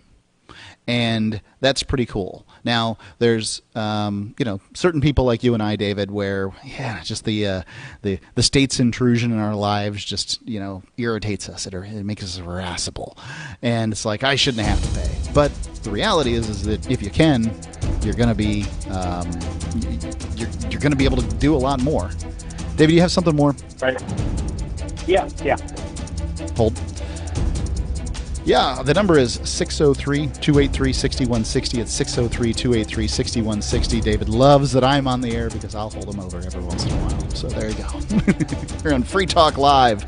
You can call in. You won't get held over, though. Free Talk Live. I cannot imagine anyone ever calling a cigarette interdiction hotline. That'd be great. What would that conversation be like? Well, I'm calling because I can't stop smoking. Sir, do you have a cigarette right now? Well, yes. Is it lit? Uh-huh. Okay, you have an ashtray? Yes. Okay, you know when you're done with your cigarette and you put it out? Uh-huh. Okay, try that right now. But it's not. Go ahead and do that same motion. I can you imagine the conversations? What the hell could they possibly Is it 24 hours? I just don't get Just it. someone called him. I can't do it anymore. It's dumb. I smoked the whole pack of cigarettes. I only get motivated at 3 a.m. Help me out. There's nobody there. I've smoked all my money away, and now my wife's left me, and she took the dog and the kids. I got no money left. I've smoked it all. I was breaking into my neighbors' houses and pawning their TVs for more cigarettes. Free Talk Live, 7 nights a week from 7 to 10 Eastern, live on the Liberty Radio Network at LRN.FM. Looking for a great real estate investment? Consider New Hampshire, which is ground zero for the Liberty Movement. Your first call should be to Mark Worden from Porcupine Real Estate. He's more than just a real estate agent. He's your New Hampshire concierge. Where are the best places to live? Do you want farm, city, the burbs, or forest? Do you want a duplex or multifamily building so that renters pay your mortgage? There are homes in all price ranges in New Hampshire, and Mark can help with financing too. Invest in liberty and property. Mark Worden can help. PorcupineRealEstate.com. There are lots of ways to listen to Free Talk Live. Our podcast has been around since podcasts began, and now the FTL feed is loaded with content besides our full show archives. Did you know that we make it easy for you to customize your podcast subscriptions? We have different feeds, one that includes only our full shows, one with just the Daily Digest, and our main feed that includes everything. You decide what you listen to. It's quick and easy to customize your feeds at feeds.freetalklive.com. That's feeds.freetalklive.com. I've been told no in many different ways. I give you an order and you're going to obey it. George, you can go this way.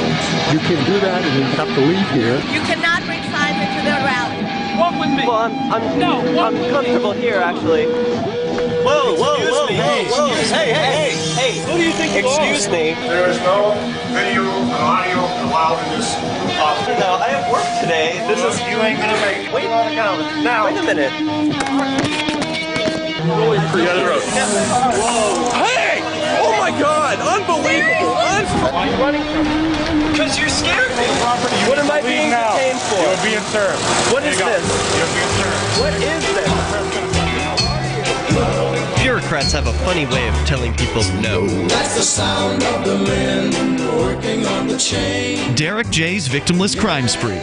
Watch it for free and order the Director's Cut DVD at victimlesscrimespree.com. What if you want to hear the latest episode of Free Talk Live, but all you have is your phone, you forgot to download our archive, and you have no data connection? You can call our Listen line at 641-793-0191. That's a long-distance number, so you may incur charges. If not, listen as long as you want. 641-793-0191. The Free Talk Live Listen line, 641-793-0191. So you've signed the Shire Society Declaration and are planning your move to New Hampshire to be around more liberty-oriented people. Next, sign up for the Shire Society Forum at forum.shiresociety.com. There are a bunch of people there who are already in the Shire, and they want to meet you. If you're already in the Shire physically, you should also come by the forums. Remember, not everyone uses Facebook. New people are signing up for the Shire Society Forum every month, so drop in and say hello at forum.shiresociety.com. We're still not sure why you'd want to watch, but our video feed is streaming nightly for free at cam.freetalklive.com.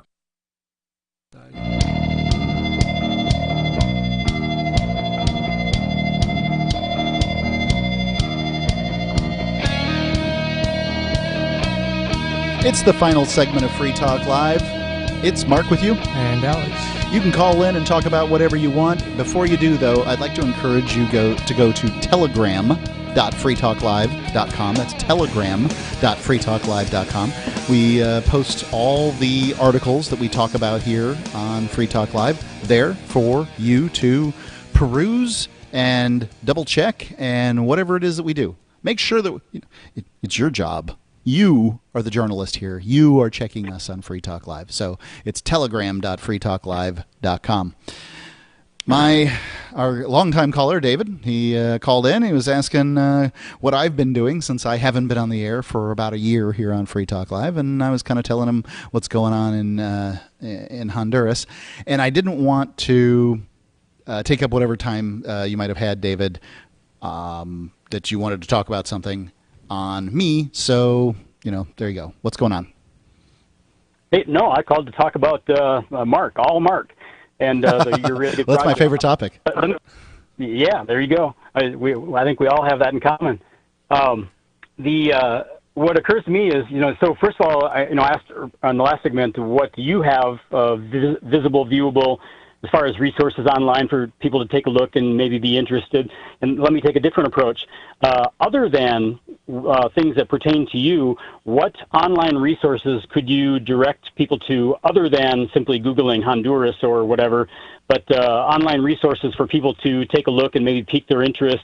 And secondary to that, in that same vein is, if I'm thinking now, if I was in your position, I was trying to interest people in this area or some other area, I would, one, direct them to online resources that show them that, and then moving someplace is kind of a big step. So maybe somebody would want to buy an airline ticket and head off to somewhere for a week or two and just hang out and visit and see how they like a place without the intent of staying there, with the intent of returning and then further entertaining bigger ambitions. So along that lines, how would you respond to that general line of inquiry? Well, I'd say we were looking at the mock-ups for the hotel today. Yep.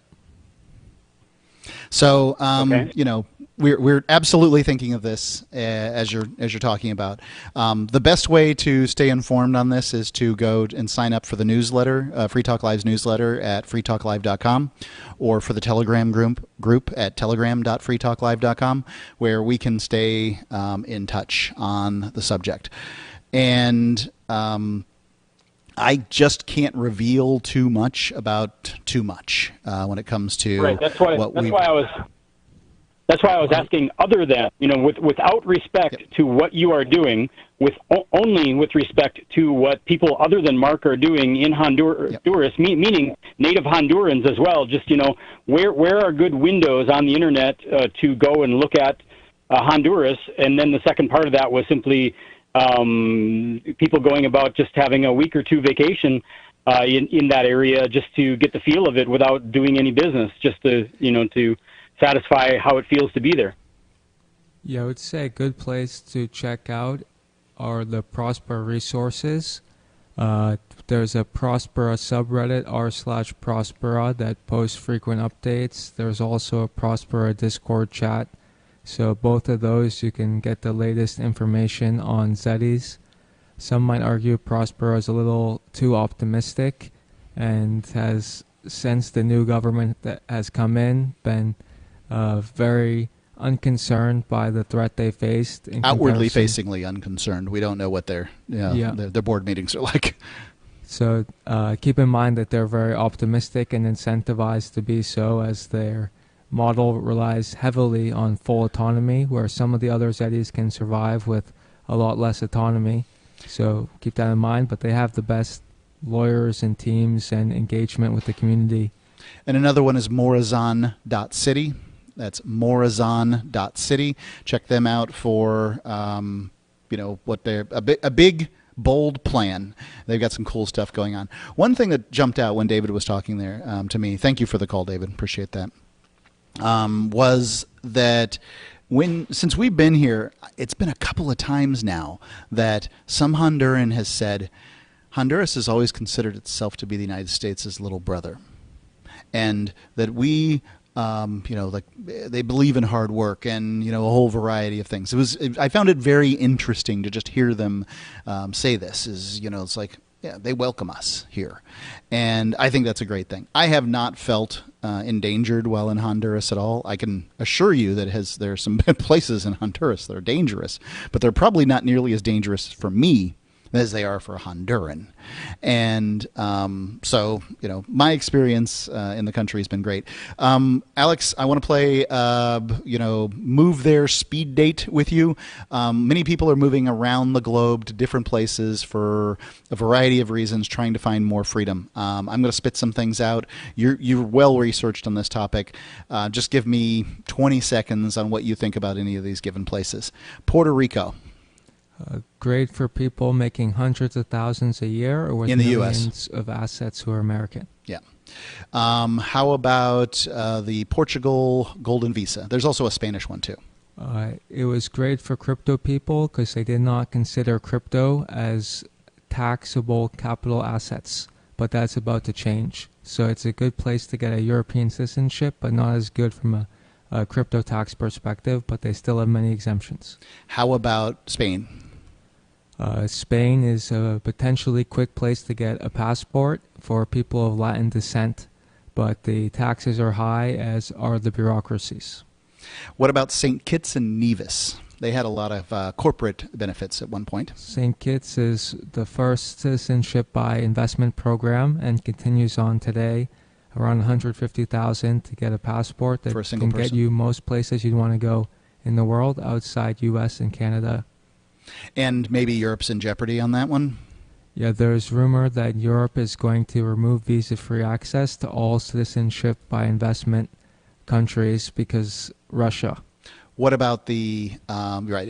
It's because it's current because thing. Yeah, it's the current thing. Whatever the current thing might be. Is there any place else in the Caribbean you might consider besides St. Kitts and Nevis?